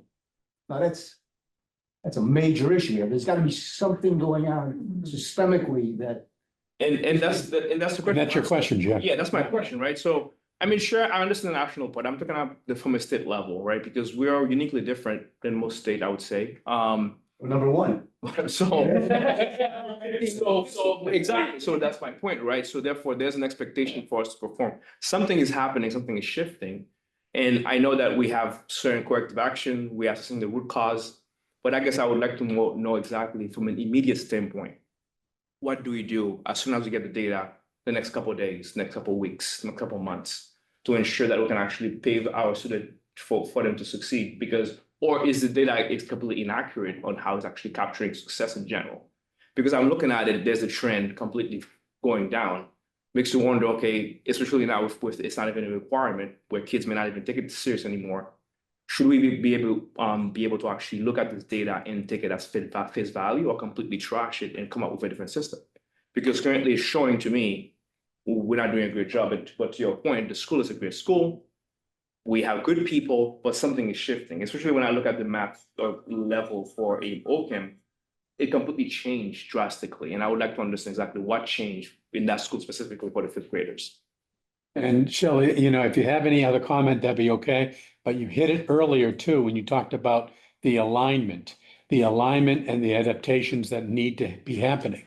And digging into this data, not only from your perspective and from the students and the staff and the administration, even from the school committee level, we're doing the same thing too, very clearly to say, wait a minute, if there's a dip, is it, and what are the conditions that are making it happening? And then where does the change occur? So Yep. I know So I we'll think- Yep. we'll hear more. We can go into like the item analysis when the administrators work with the teachers in reviewing the MCAS data. So there are documents that you can look at each question and how we scored in relation to the state, whether we're above the state on question, let's just say 1, question 2 might say we're below by 4 points. Wherever we're below, those are areas that we always look at, like what was the type of question that they asked? How did our students answer that? If it was, I always use an example of fractions. That was one area that we identified when I was at Hardwick, and our students scored significantly below the state in fractions. But when we did that analysis of our data, we found that we were teaching fractions later in the year, so kids didn't have a lot of exposure before taking the MCAS test. And so one of the things that we did was we worked together to say, okay, how can we teach fractions earlier in the year so kids get more exposure by the time they have to take MCAS? And then what does that look like in grade 4, grade 3, grade 2, grade 1 in kindergarten? How are we kind of embedding a lot of skills that are precursors to fractions so that kids can make some significant gains? But that's a school by school, and you can go question by question and then come up with a really kind of plan of how we're going to address some of those areas where we might have fallen below the state. Good. We look forward to hearing more as you continue. It's like you said, it's a continuous improvement model. So therefore, some of these questions here are very, very relevant for us to stay on top of how we're going to continue doing that. So, good. Lee. Just to spin off on maybe what Dick said a bit. I don't want to be sanguine about the MCAS numbers because obviously we want to get better numbers, but we have no empirical evidence about what our kids do when they leave Quabbin. I mean, we really don't. Everything we have is pretty anecdotal. I mean, the 2 guys graduated. They still have a lot of good friends, even though they're out of state. And anecdotally, all these kids are doing well. And I say kids, they're in their 20s and 30s. But just a lot of success stories and a lot of, oh, how's this person doing or that person doing? And I wished, I've spoken over the years saying, is there any way we could get some numbers like how are kids doing in college? How many, do they drop out? Do they switch? Do they go from a 4-year to a 2-year or jump from a 2-year to a 4-year? We don't have those numbers. And yet, everything we see about our kids, and as Dick says, they seem, majority or a good number are just well-rounded kids. And, from my point of view, sure, I'd like to see our MCAS numbers get better, but I sure wouldn't want to trade the approach to say we're really going to drive these numbers to get better at the expense of maybe our kids not really being better. Right. When they leave Quabbin. And inspired and creative and inquisitive learners. I mean, I just don't like us to get caught up in the numbers. I mean, the numbers are good. They give data. They show where we should improve. It's a tool. But the thing is, I just see a lot of our kids do so well. I don't know think what their that MCAS scores were, but I got a good father. I'm not. And mother. I mean, we send a lot of good kids out. They're very successful. We do. I think of it as a thermometer, right? And so I think of it as a temperature check. So while we don't want to bank everything on MCAS, it is an indicator. Correct. It tells us something. We're not at the temperature we need to be at. So then we need to do all the work of digging in and figuring out item analysis. And more importantly, and I'm just going to stress this, is curriculum. So I think Shelley alluded to this, and I believe strongly that the reason that we're starting to see our lower grade levels improve in ELA is because of the curriculum that we recently adopted, and kids are getting better foundational skills. We're asking ourselves a lot of hard questions about how much can our teachers tolerate with change? As you know, our elementary teachers teach 4 subject areas. So if we change their curriculum all at once, they have to learn 4 new content areas. So far we've changed their ELA, we've changed their science, we're in process of changing their social studies, and they're going to undergo a math curriculum review process this upcoming year, and we plan to pilot for next year. But it is, I agree, we don't want to get hung up on it, and students are whole people, right? But it is like anything else. It's just an indicator. And so we do need to take action and pay attention to it. So I appreciate the questions. And you should never let us off the hook, to be honest with you, right? Because we can always do better. And I think that's just, we take it seriously. And it's very evident and we see it. And Shelley, I didn't think I didn't know if you would have all this time on bringing us up to speed on all this curriculum piece. But superintendent made it very clear, it is about curriculum and it is a temperature check. And we make those adaptations where and when you need. At the same time, you have good students leaving, and well-rounded students. Kevin, I think you're up next. Anything outside of what's in your report you want to talk about? No? Okay. Andrew is also online there. If there's any questions for Kevin and Andrew. We all set? Okay, we're going to turn it to our school business administrator, Ally. So in my month of being here, I've been drilling into a lot. And a lot's been brought to my attention regarding student activities, and I guess not so much revolving, but it seems to be that there's a blurred line between the difference of the two of them. And I have worked pretty aggressively in trying to educate people that are using these accounts, as far as what Mass General Law dictates, how they're supposed to be run. So I am working with, Stacy's helping me a lot, go through these accounts, try to figure out what their intent is, where is the revenue coming from, what are the students using these funds for, and trying to determine what should be placed in district funds and what should remain in student activities. So working on that right now. We did last time I was here, my first or second day, we submitted our E&D and it was returned to us. There was issues with the materials we submitted. They were returned for documents that they didn't meet the DOR's requirements for verification. So we're working with the DOR right now and our auditors to correct the submission and prepare the documentation that they need. And we will resubmit as soon as we can do that.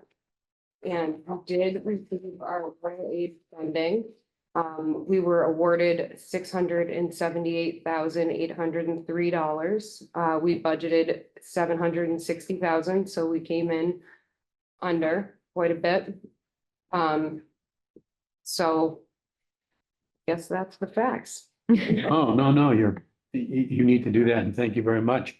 And the rural school aid was adjusted downward Yes, by the Department of Education, correct? yes. What Well, was not the delta- Department of what was- Education. It was a final vote at conference committee. Okay, what was the delta between what we were anticipating and what the reality? I can give you the exact figure in half a second.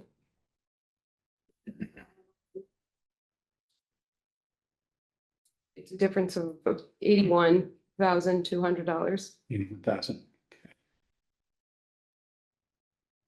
And then we, as a committee with our budget process last year, we dedicated rural school aid to our operating budget, correct? Yes, yeah. And what did we allocate for that? We budgeted 760, so. Okay. So that was a first time ever Gamble. strategy we did last year, correct? It was. Just trying to make, so, okay. That is why it is so important that this rural school aid no longer be a little outsourced and up to appropriate, Well, subject to and. It's all about when they give it to us and how they give it to us, right? So we have literally sat on sessions with Rob O'Donnell and Jay Sullivan from the Department of Ed, who basically say, you have to use it to offset your budgets. Like, it doesn't make sense. You need this money. But it changes Right. throughout when it goes to the House, the governor's budget, the House, the Senate. So it was a gamble and a risk, and we are tightening up our budget. We'll be fine. But yeah. Yeah, No, thank you for answering those so questions. you can remember that when we come thank you. forward. And then two others, just the E and D, going through that process to be able to formalize it. We get it. And the audit, where is the audit perspective coming out? Yeah. Are we still, is this a holdup along with the retirement piece? I'm just curious. Just the retirement piece. Last I spoke with them. Okay. Yeah. Kind of like the standard review for us, like this is happening more and more frequently of the retirement piece being held up and it's not our work. I did request the preliminary without the retirement piece, and I haven't really heard much from that either, so I was hoping to get something, but I did want to piggyback on that too, is I did put in a motion to remove and close 2 accounts in student activities and transfer the funds into revolving accounts. And that would be the school store student activity and the DECA student activity, both of which are being conducted during curriculum hours, and they align very much with the business curriculum. And according to Mass General Law, those should be moved into a revolving fund, and I think that would benefit the district better to reallocate our funds. So that's to explain the motion that we're going to discuss later. Okay. Any other questions? Ally, can you No. just tell the committee how many of these accounts we have? As we're talking about student activity accounts, revolving accounts, all the accounts, and some of your thinking on that. Yeah, that we're close. Yeah. Um. And why? Yeah, 21 accounts that we're looking to close right now and move into the district funds. It's, I don't have, I have a number, and I don't want to give you a whole number yet because we haven't really solidified anything, but it's a pretty healthy amount. The amount that we want to move from DECA to the schools, DECA in the school store, to start, I can give you that figure. That's about $6,500. So we can start that revolving, and that would alleviate the membership fees that we have allocated in the general fund for DECA. So we can charge them out of there. And any other related expenses. I haven't gone line for the budget just yet, but when I start working on the budget, obviously I'll see every single line delineated, and hopefully I can reallocate some of those other expenses towards the other student activity accounts that we're going to close. There's quite a few sports accounts that every sport, JV, varsity has their own student activity account, and all of that can directly be run out of our athletics revolving. And I think it would be a huge asset to the district to be able to, again, alleviate some from the general budget, and all in due time, and we will address that. And I'm hoping that in a subcommittee meeting, we can adopt a little bit better verbiage over the student activity policy and try to tie up some of those loose ends that have seemed to have gotten a little fogged. Okay, Great. thank you. Do you want to do the motion? Mark Wickler has. Sure. Okay, the motion which Allison referred to was the establishment of a checking revolving account under Mass General Laws, Chapter 44, Section 53. Text of the motion, I'll read it. I move the community establish a revolving account pursuant to Massachusetts General Laws, Chapter 44, Section 53, E1/2, for the purpose of accounting for all revenues and expenditures associated with DECA and related activities within the Quabbin Regional School District. And that the existing DECA and school store student activity accounts be closed, with all remaining funds transferred to the newly established revolving account. And under this, there's a revenue limit, which the school committee would have to establish. Yes. The revolving account shall be subject to a maximum annual revenue of X that's authorized by the school committee. That's, I think we need a recommendation on that particular number. I guess we need a second. Is there a number or do we have to wait for the number? Okay. Do we want to talk about a number? We got to talk about it at some point. Okay. I heard it's 6,500, but that's not, That's what I'd be moving over. I mean, right. the cap is up to If it was up, you all. if it was like 10,000, would that be It's a appropriate? cap. Yeah, I mean, I don't think that Ever gonna reach it, right? we could, we're at 65 right now. It depends on how robust the school store gets. I mean, there's talk about wanting to do an online store, so opening it up to, more of the public or different avenues of purchasing. So I don't know how the revenue stream is gonna look. I haven't really dove into it too much, so you can put a cap on it and then we can revisit it should we get close to that cap. Does it need a cap? It doesn't need a cap necessarily, but it's just good to work within the parameter. If you don't have to adopt a cap, if you don't want to either. I do know that some of our other revolvings do have some, so I didn't know if we wanted to run a uniform process across the board. I guess that's just me also trying to feel things out, entirely up to you all. Do you think a cap's a good idea, though, to kind of keep, I mean, you don't want one account getting Too robust. robust without kind of having And I don't extra think- eyes or. Yes, and I don't think this account is gonna be that one that's gonna, No. tip the scales, but I think adopting that policy, I guess, or think that it's good. overseeing. I think it's good business practice. If we're gonna, Yes, if yeah. while I'm here and I wanted to just throw this into the hat, I'd rather, start in that thought process.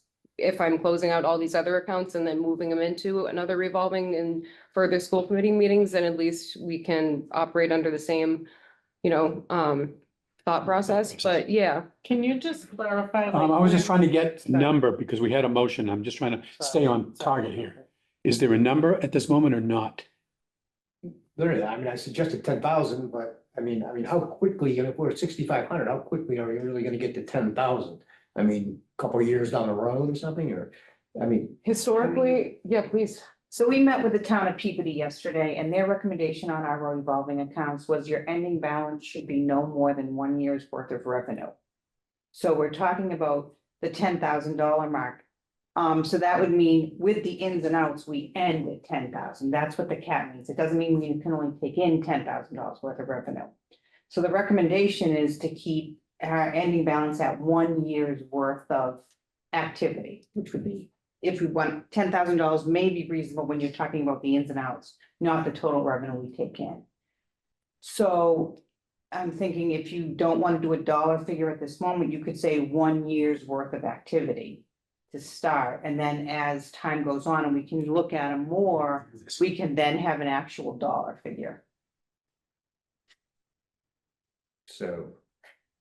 It would not be a revenue limit for the first. Right, it'd be 1 year's worth of activity.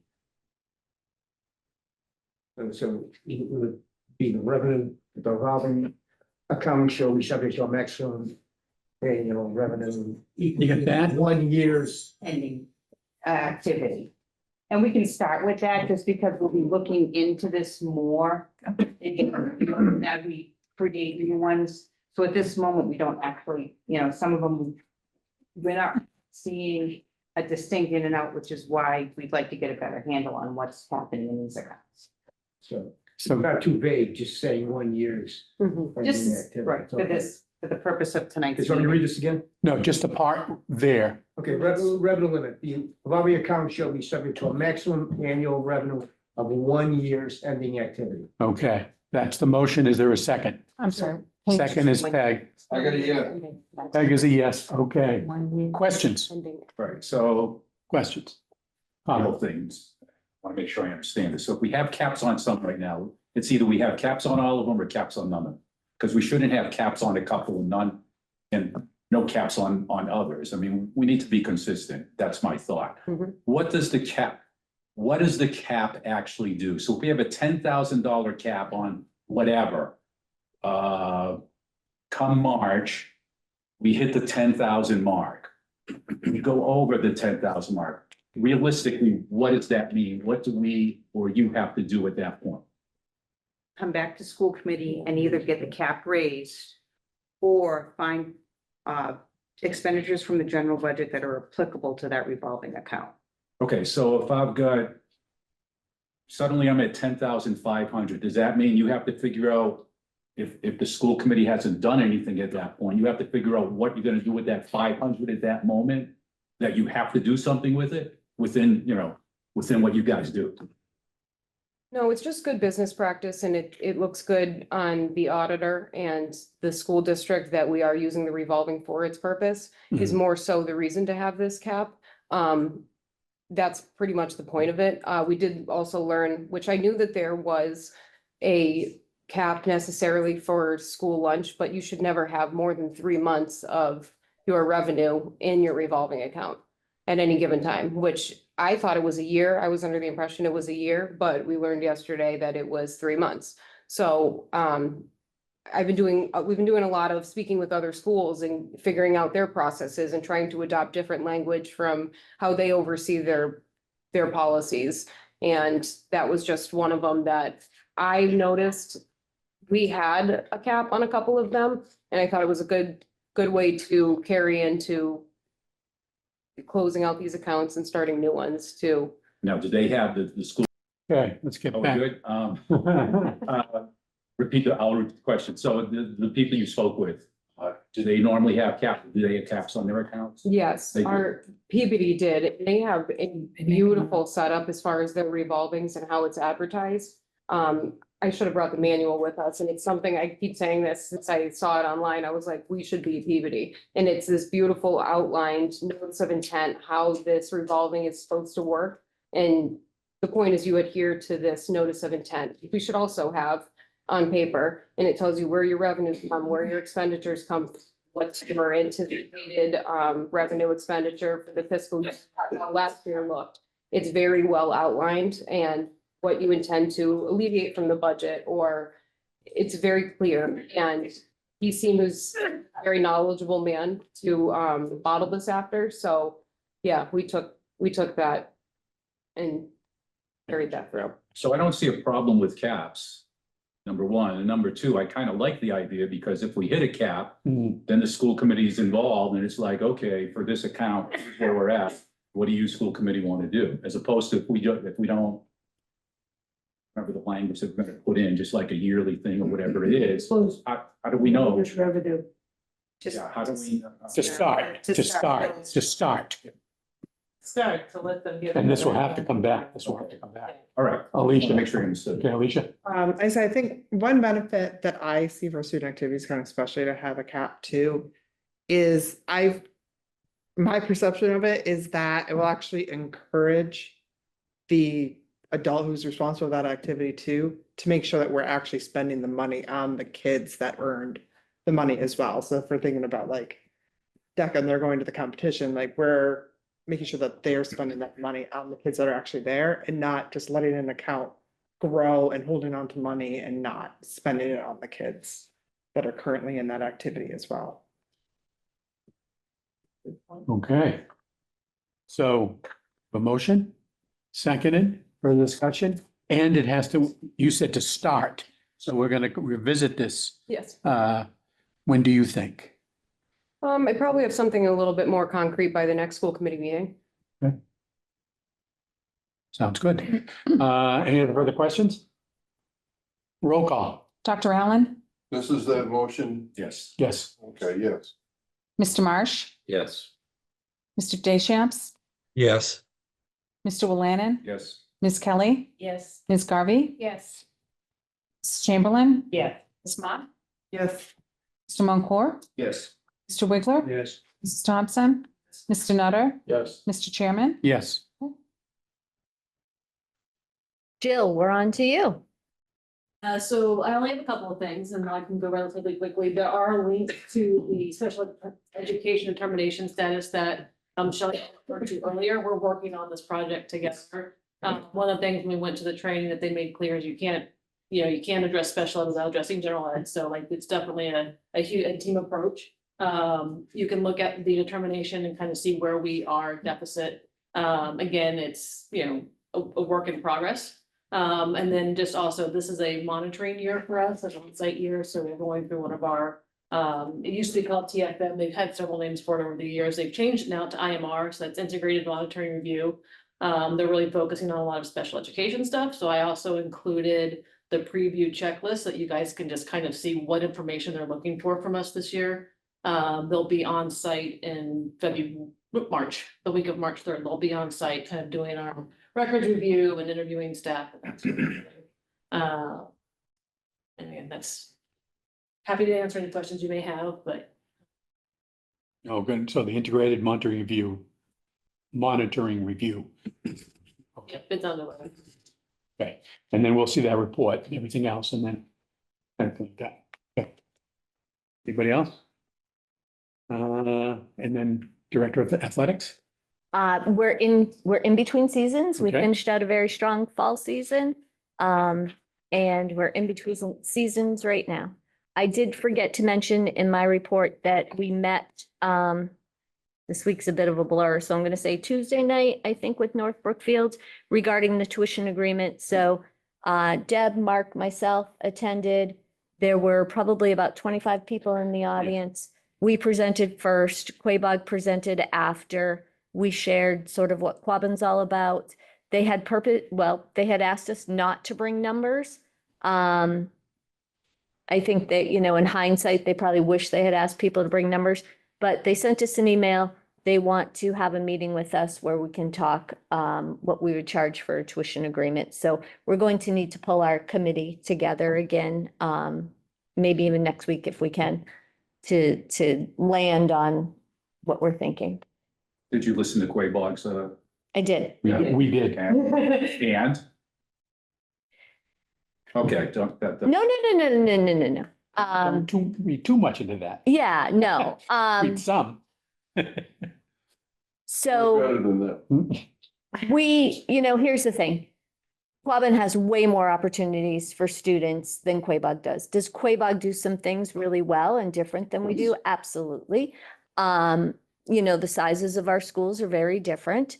So it's just going to come down to what they feel is a good fit for them. And unfortunately, I think it may come down to money. And then again, I'm not going to say anything more than I totally agree. She said, but also there's their own history.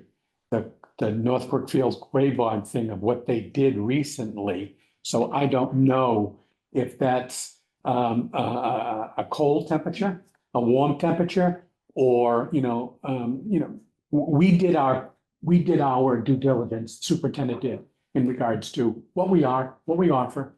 Here we are. We're available. Okay, we're not here to play games. We're not going to do not playing tiddlywinks and change things and make things not true or not true. And what realities are? Would you agree? I agree. Colleen did a fantastic job. I think there's definitely some history with Quabog. I don't know that the residents feel maybe the same from the tone of some of the questions and things. They're certainly not happy to have their school closing, as you can imagine. And with the tuition agreement, it's a school committee vote, so it's a little different type of situation. There were some questions from the audience, especially about regionalization, which would definitely, for as a partnership, if it were to work. But there was comments, now you're gonna pass the budget in 6 towns instead of Quabog has 2, so. I mean, And we weren't there for that. We were I there. think they have a stronger relationship and they've worked together a lot closer, a lot longer. But it's encouraging. I think it's always great to showcase Quabbin, and Colleen does a fantastic job at that. The next day, we got a call. True Yeah, story. The next so- morning, we got a call Oh, from yeah, a family and said, put us on the school choice list. Whether we do a tuition agreement or not, my kids are coming to Quabbin. So it wasn't for naught, for And sure. you need to remember, like, their high school classes are 15 and 16 students, so. 25, To have, 18. you know, some parents and then involved, you know, Well, with half these their kids low are already numbers. coming here. We already have Correct. 59 or So, 60 students already. More kids go to Quabog's, but you know, we'll see. Colleen did a great job, and it's Good. gonna be up to them to make their decision. You have to remember that part of their history is being rejected. Correct. Colleen did a great job of making them feel as if they were part of Quabbin and how they would really fit. And she knew a lot about North Brookfield to relate to them as a parent, as a teacher, as an administrator. She really kind of created the whole picture of how they could fit in and we can benefit each other. And I took the Quabog presentation as basically them just showcasing and talking about everything they had to offer. So it was a different perspective. Right. And I like what you just said. Superintendent made I think, a great presentation of how we are alike. How are we alike? Because if you have this, you know, the culture and climate of a potential 7 through 12, not having a high school, you know, we're not just, here we are. You know what I mean? It was more of a, oh, what are the commonalities? How would the integration work? And lastly, she ended with that too. She, meaning Colleen, the transition and how we would work together to make it happen That's what I was just That's gonna huge. say. She cared about the students and how we could make them feel welcome and that was actually my final thought too. So, yeah. So, Dr. Allen? Yeah. I think back 40 years ago or whatever. New Braintree, they decided to come here, and interestingly enough, their options were North Brookfield, where they were already going, Right. or Quabog, or us. And they asked for numbers from each of the three of us. And lo and behold, we were the most expensive. But they chose to come here anyway because of the quality of our school vis-a-vis the other two. Yeah. So, like you said, stay tuned, Mark. Yeah, going back, I didn't realize we closed out on athletics. Oh, It sorry. Shifted so quickly, but I would hope that this year, maybe we could make a valid effort to have a JV girls basketball team. We've got really good numbers. But good, because I mean, you can use folks, if they're in the same building, you can use the 7th and 8th graders, right? Yeah. And I know that in past, we've had 25 on the elementary school team. I've been told And, we're looking very good, good, very good. very Good good to fill our answer. teams this year. Yes, yeah. Good. Wow. Thank you, Superintendent, for all. That was a this. lot. Yes, it was. Now to Team our effort. subcommittee reports, administrative review, central office, that probably next week, right? Yeah, I Okay. need to do calendars and get something on the books for next. Budget, Mark, anything, nothing at this moment, okay? Collective bargaining? Oh, it says here I have a report, not that I know of. Does somebody have a report? No, I think you're just telling about the strategy. The meeting we, Strategy is to have a meeting next week. okay, okay. Yeah, next week, building, no, nothing there. Policy review and reform. Oh, yes.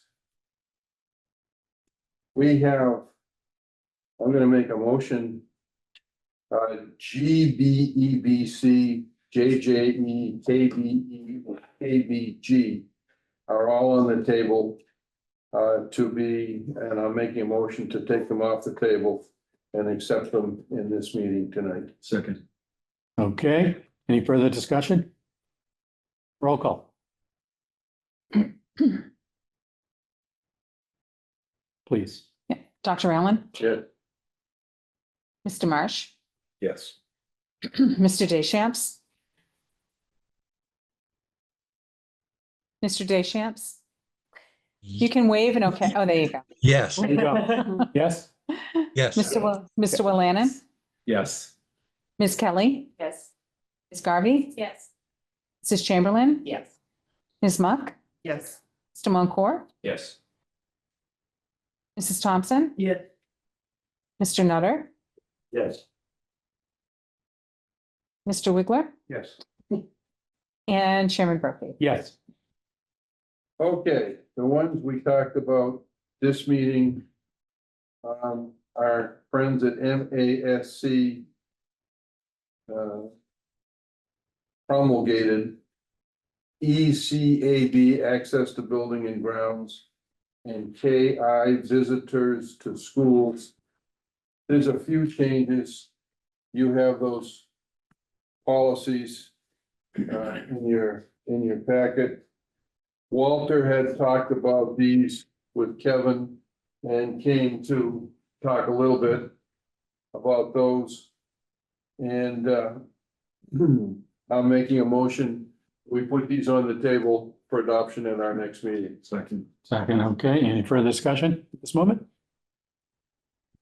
Roll call? Dr. Allen? Yes. Mr. Marsh? Yes. Mr. Deschamps? Yes. Mr. Willannon? Yes. Ms. Kelly? Yes. Ms. Garvey? Mrs. Chamberlain? Yes. Ms. Muck? Yes. Mr. Moncourt? Yes. Mr. Wiggler? Yes. Mrs. Thompson? Yes. Mr. Nutter? Yes. Mr. Chairman? Yes. Okay, IKFE, competency determination. We've talked about that. You have a 4 or 5 page. Sort of where we are along the way. This is a work in progress. We will be talking more about this at our December meeting. So that one does not go on the table. It's just an FYI. Okay. Middle school pathways, you have that document. We have our kids going to 2 different vocational schools. And this is a good, rich program. And again,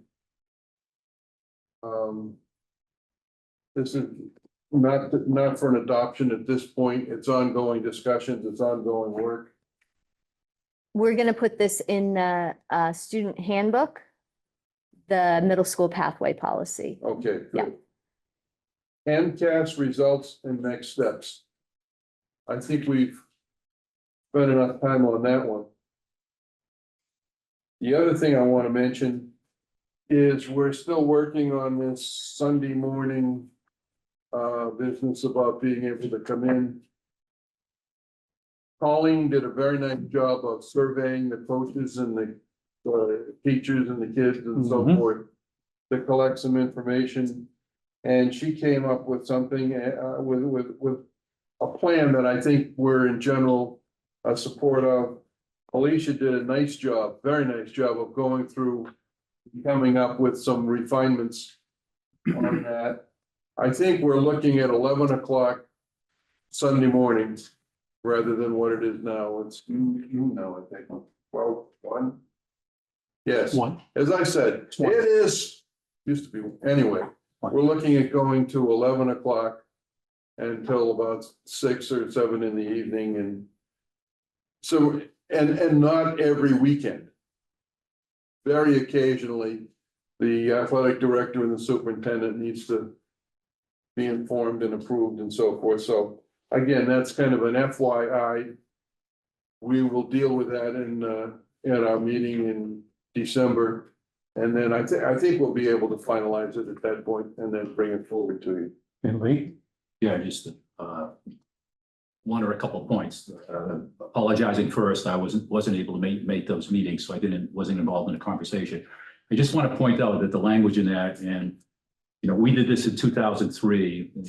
Peggy, myself, and Dick, I think, were on the school committee then. And this was more than a one-day thing too. This became a significant issue then, and we kind of crafted this together.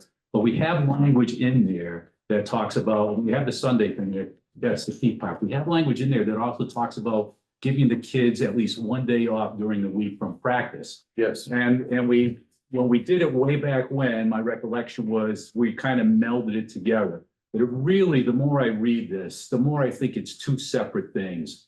I think the Sunday part and giving the kids a day off a week are kind of almost two separate things. We can't, I'm not sure it's a marriageable thing to,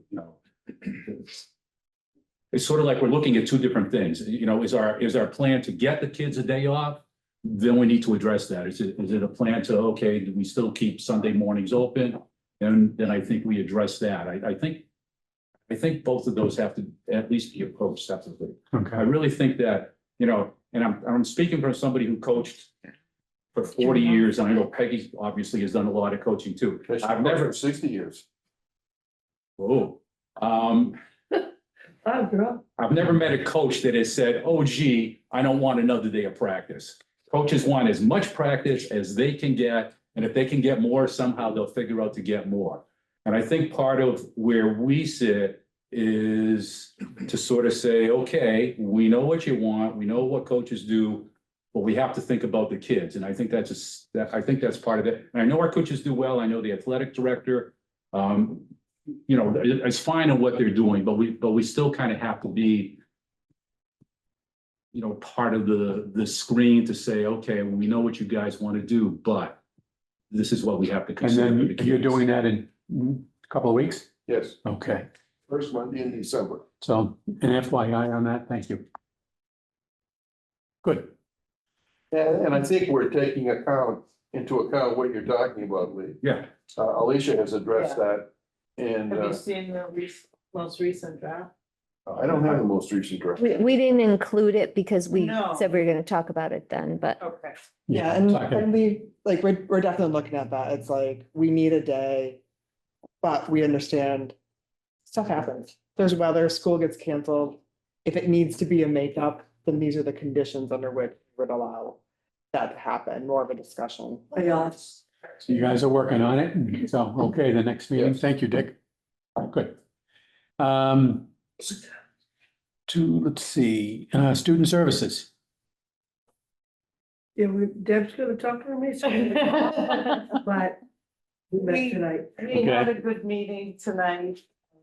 We went over the bullying prevention and intervention plan. It's quite lengthy. There's really not a lot of changes or anything. It's a pretty solid plan that Jill has us, we're gonna review on our own in more detail. But we kind of went over and talked about that and, what practices we actually have in place now that are being implemented to be proactive to hopefully minimize having to use this plan. But we have a lot of good programming and Alicia's kids actually are really excited about some of the new changes that have been made. So hopefully, we'll keep working on the prevention end of it and not need the plan as much. And then Jill kind of alluded to this in her presentation. We were determined that we need some intervention, so she's working on that with Shelley. And we went through kind of all the reasoning why. And quite honestly, I mean, the data that they're looking at, some of it is from the 22-23 school year, the rest of it's from 23-24. So these kids are, a couple years ahead of that now, so we can kind of see the progress. And we kind of talked about, some of the indicators with, kids with disabilities in the MCAS, quite honestly, and the benchmarks are kind of slow. And so we talked through the reasoning. But I think, this is kind of old data in a way, and we've already made some changes. So I think, it's going to be a lot of work for Shelley and his team and Joe to kind of go through this process, but, we need to do it. So we're always looking for ways to improve. It was kind of surprising. And one thing that Jill did talk about, that they did change the matrix this year. So there's like over 200 school districts that fell into this needs improvement plan. So we are certainly not alone at Quabbin. It's not typical for us to get this kind of finding, but I'm not personally overly worried about it. Okay. Is that about it? Good. Did I sum it up? They all have access to that matrix, so they can. Good.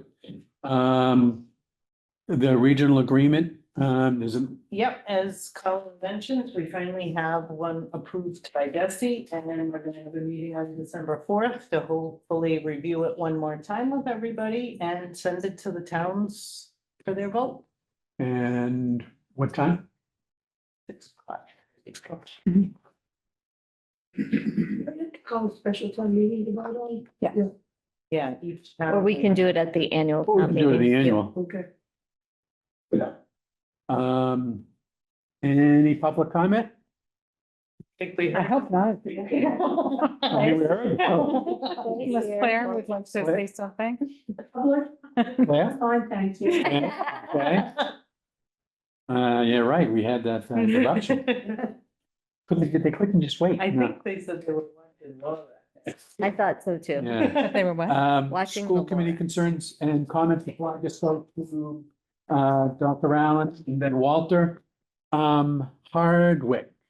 Any update of a new member to make our 15? I have someone I'm working on who might be available in December. I keep kind of, So the town still has posted it, they've done it, or? I don't think the select board hasn't done anything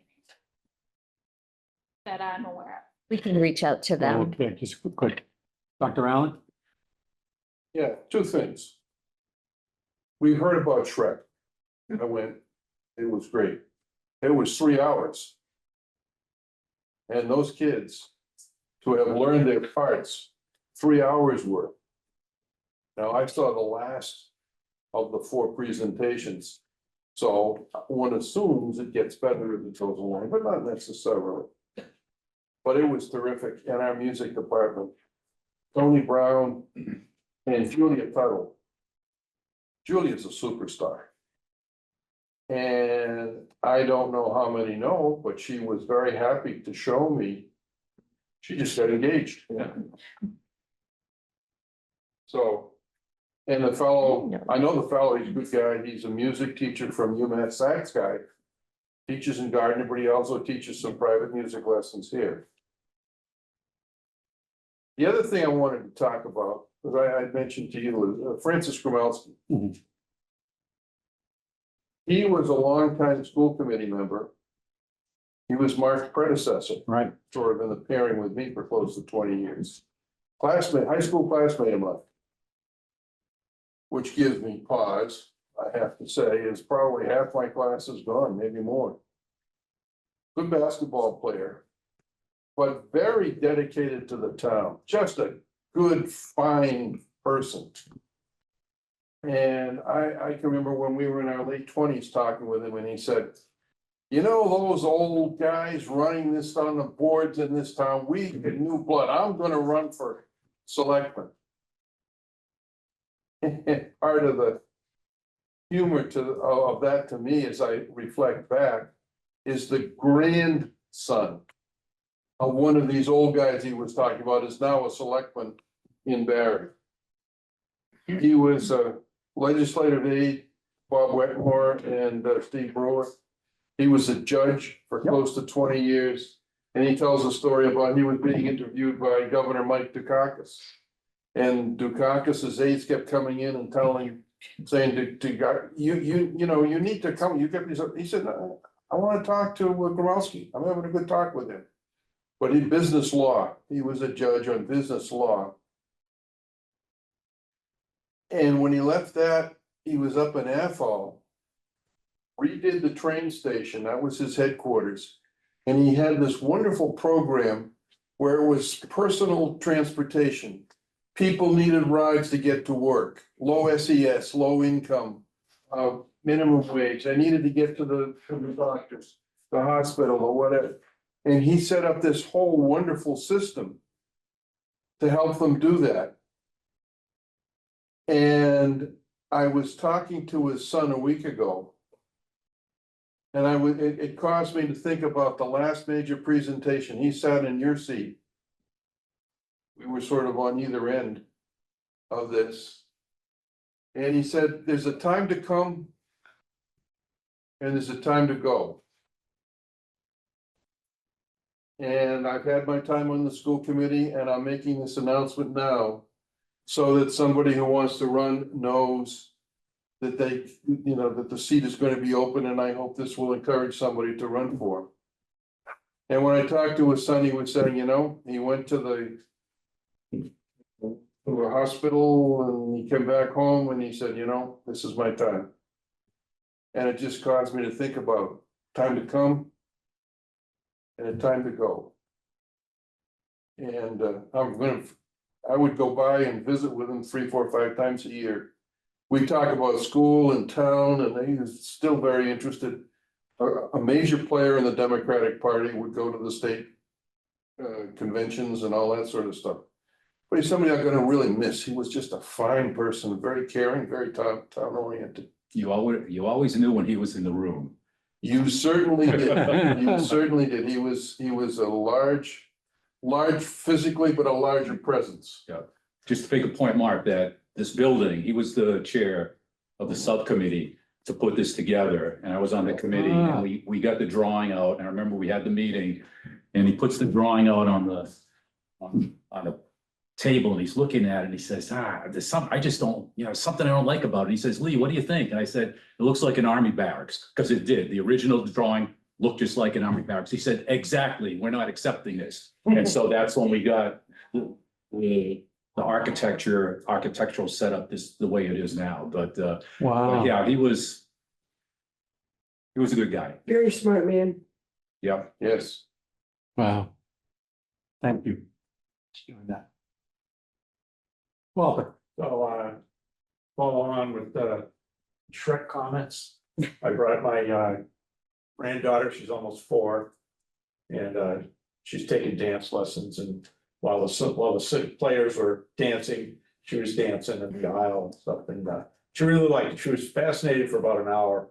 And then it was kind of long for a 4-year-old.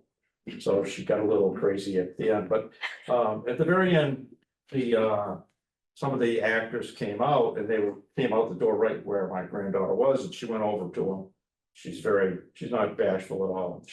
And the girl who played Fiona, what's her name, Eliza Brown, they had a conversation. That was Tony Brown's daughter. She's an 8th grader. 8th grade. Oh, that's Tony's daughter? Yep, 8th grade.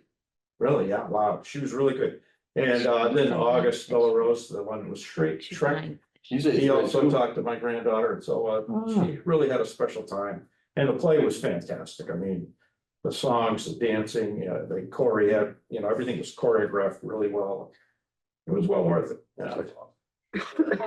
anybody else? Just a couple more items, and then we'll be done. We already took care of the DECA revolving account. We did that. Discussion of school committee stipends. That was an item that we put on, well, I talked with the superintendent. There was a school committee member who asked me to kind of bring it up, and we're gonna defer it to subcommittee. But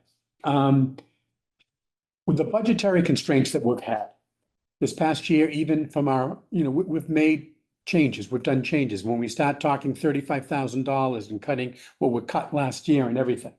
This year, even with the conference, we even, if you wanted to go, you had to pay your way. You had to pay, the district paid for the conference, but for your lodging and a couple of meals we had to pick up, and the district used to.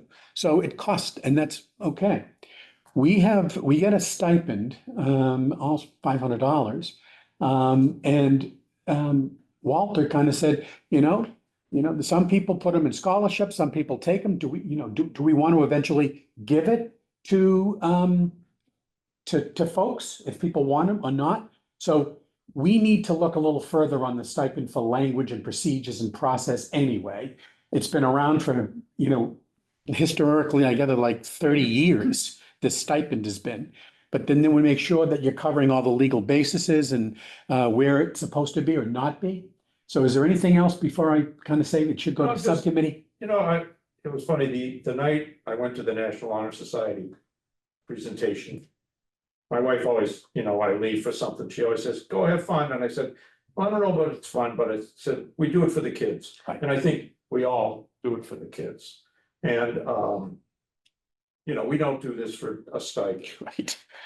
If somebody, we're gonna talk about this in the subcommittee, so we'll figure it out what we wanna do, if anybody wants to donate or not, but, I don't think it's really something we need to discuss at this point. Exactly. But, go to the subcommittee and we can talk about it, and we'll bring it back to the full committee. And what we wanted to do too, I got you, Dr. Allen, was no pressure, please, please, please. There's constraints. If this year you wanted to not take your stipend, please contact Jess. That is none. There are folks here that give to scholarship and things like that. So we just wanted to bring that up because financial constraints, when truth be told, $81,000, we're not gonna fix that right now. You have a plan, I know you do. But there is a deficit there between the rural school of what we're anticipating, what it's not. Now, back in 2000 I don't want to get into discussion. It was more, we'll get it to subcommittee for discussions to see. Which subcommittee will? And we could probably go to the central office, I think, because it was more like a policy thing that the district had. I don't know where it came from, but where it started. But it will go to probably central office to start. That would make sense. And then you had a question? I had a comment. Comment. It used to be some towns had a stipend, some didn't. Barry, where I was from, did not. When we reorganized K to 12 in the mid-1980s, some towns did. And they wished to continue that. So at that point, in the mid-1980s, it was put in for all 5 towns. And who's Now- they? School committee? School committee administration, it was agreed that that would continue because some had it, and if some had it, well, then everybody should have it. Now, I started out without it, and so I continue to this day, I just put it into scholarships. And when I try to do that, I will warn you, it's a terrible thing, because you say, well, I give these 3 kids, but then what about all these others? I want to do them. So you wind up putting a lot of your own money in too. So that's why I think it's worthwhile, from a discussion point of view, to make sense. Plus, with our new business manager too, we're sure that we follow the Ps, the Xs and the Ys and the Zs. I got that sense too from you. So, that's where we'll go. Make sense? That's good. Okay. Last thing is just really a quick share out, just brief, to the AAC Mass Conference.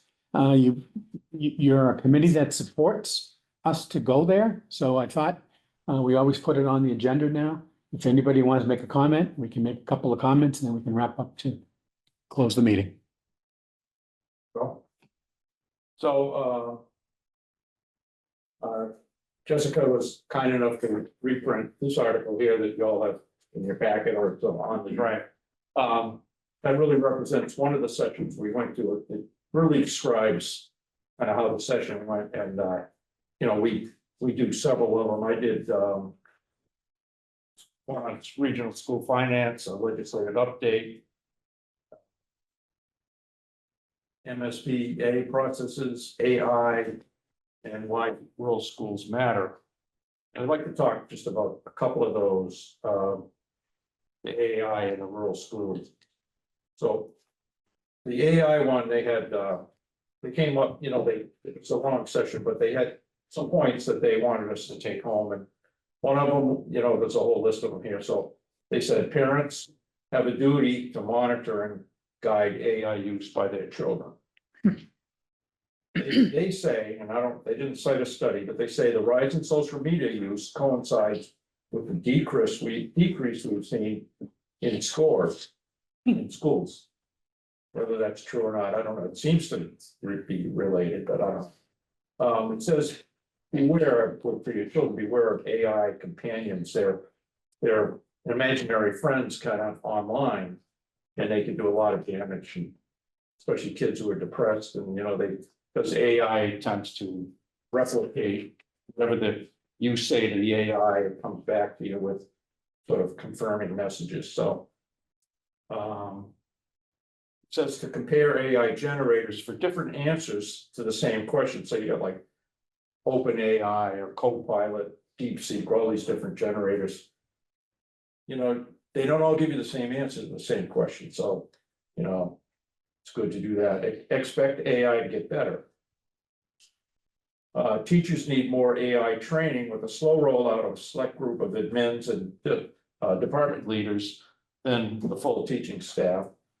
And lastly, because AI is so rapidly evolving, school committees should avoid for now creating a policy and instead initiate having a rule in the student handbook for the time being. And then on rural schools, I showed you the article there. A lot of us signed, in fact, I think, a lot of town officials and school committee members signed the fiscal crisis letter. This is the article from the Daily Gazette today. 1,000-strong call to Governor Healy to act on school funding. So there was a lot of signatures on that. A lot of town officials, a lot of school committees members signed that. It's a pretty good letter. We're really in a moment where the advocacy is really strong for rural schools. MASC, it was a big issue throughout the conference. Speaker after speaker talked about it. This number of studies done by the state, they all said we don't get enough funding. So right now is a good time, if you can, to contact your state reps, you have the governor, because there's a real groundswell of support for this stuff.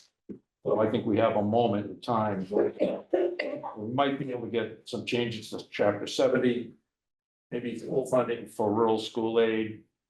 And, you know, there's a whole host of things that are being looked at by the legislature. So. Good. Dave Bayshab? Hang on, I need to have Andrew unmute him. Oh, okay. While we wait for you, Dave, I'm just gonna make one comment. I attended special education. Health insurance, collective bargaining, health insurance issues, legislative updates, and some law updates is where I kind of like focus on. He's So unmuted. appreciated that.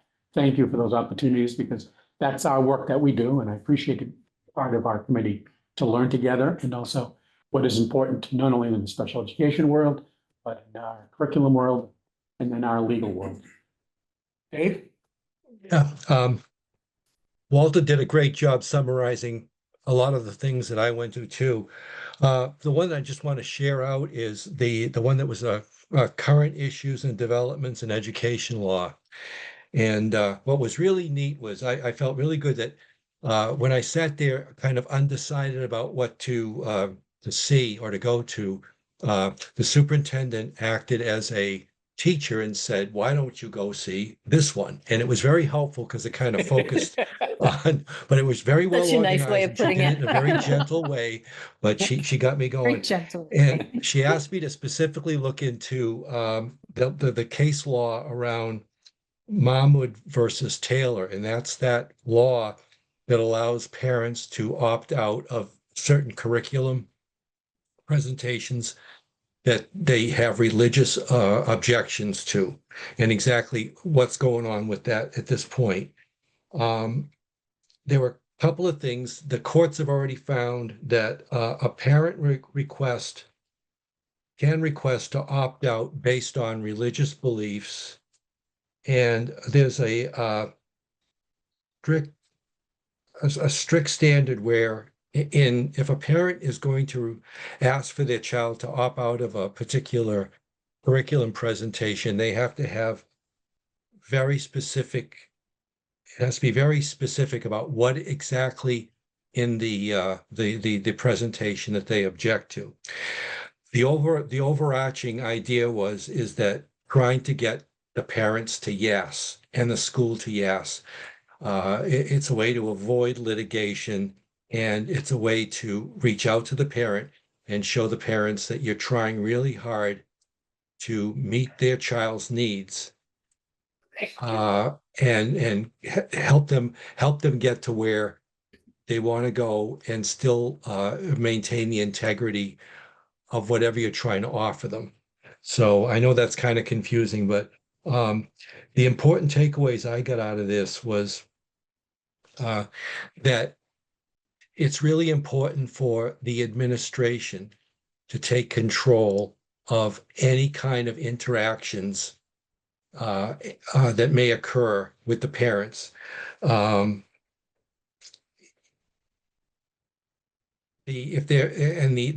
key was one of the key was that, and I've seen this when I taught, where you had, I remember teaching the birds and the bees to the 6th grade boys, and there was a parent who opted out, and the child ended up in the library for that week.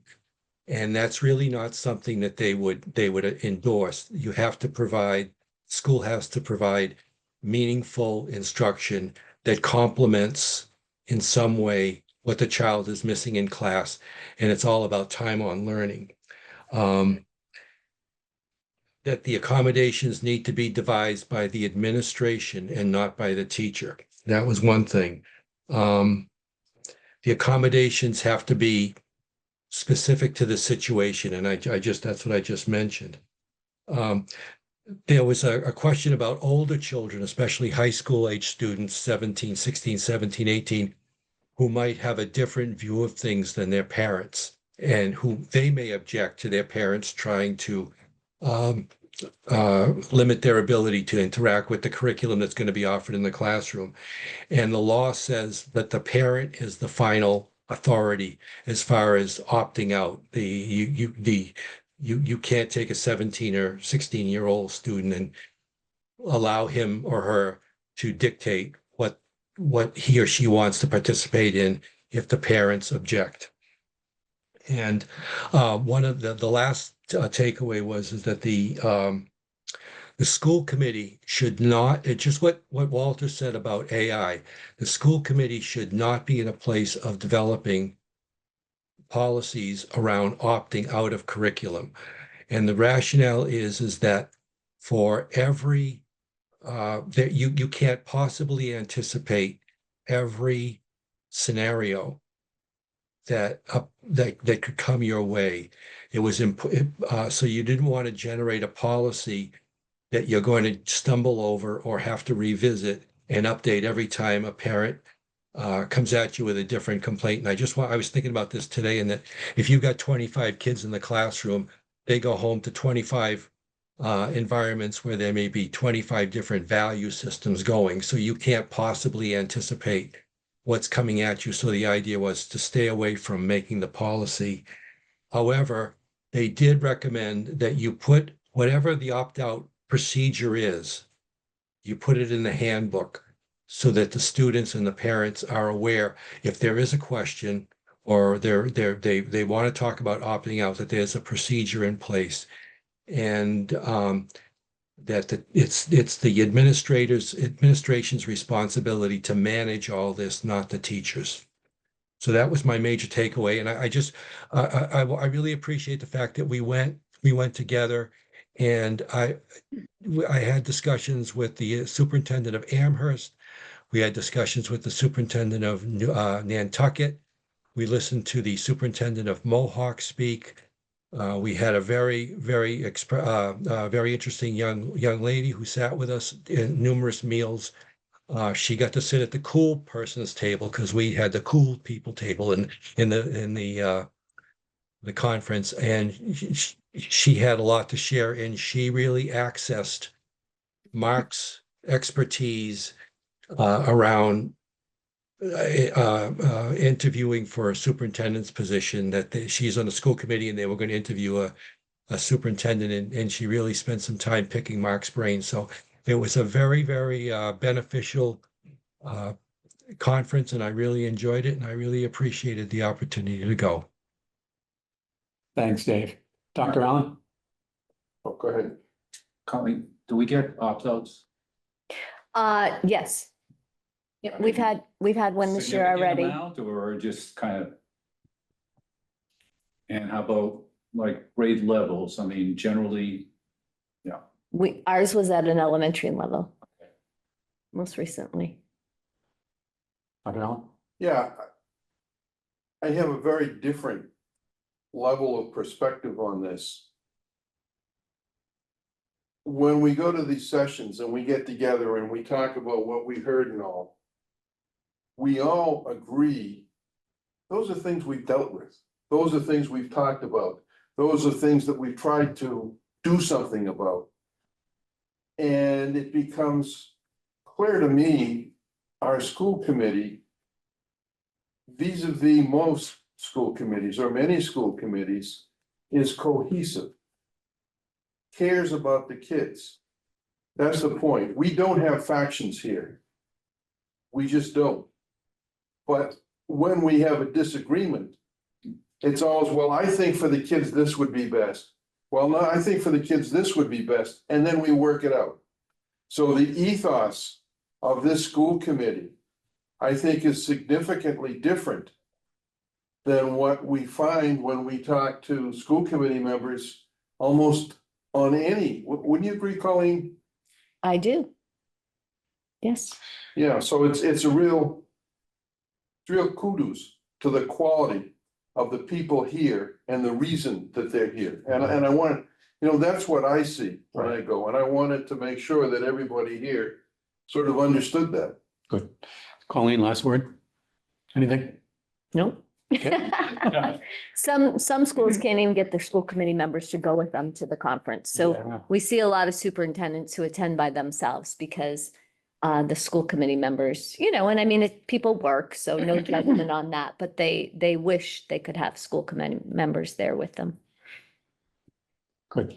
It's going to be in a different location next year, just to give everybody a heads up. Yeah. That's in Danvers. In Danvers. And next year, please, and like others to think and consider, if you're able to go, to be a day or 2 days like we tried this year as well. So I thought we they would- wouldn't allow it. yeah, oh, I don't know. They wouldn't, no. Oh, they wouldn't allow the day thing? No, you can only Okay. go for the whole. So next year, and I know others are you're spending more time and you're learning and listening and questioning. And have Please. things to say. Yes, please think of going. I mean, if you have any pull, have them switch back to the first week of November, please.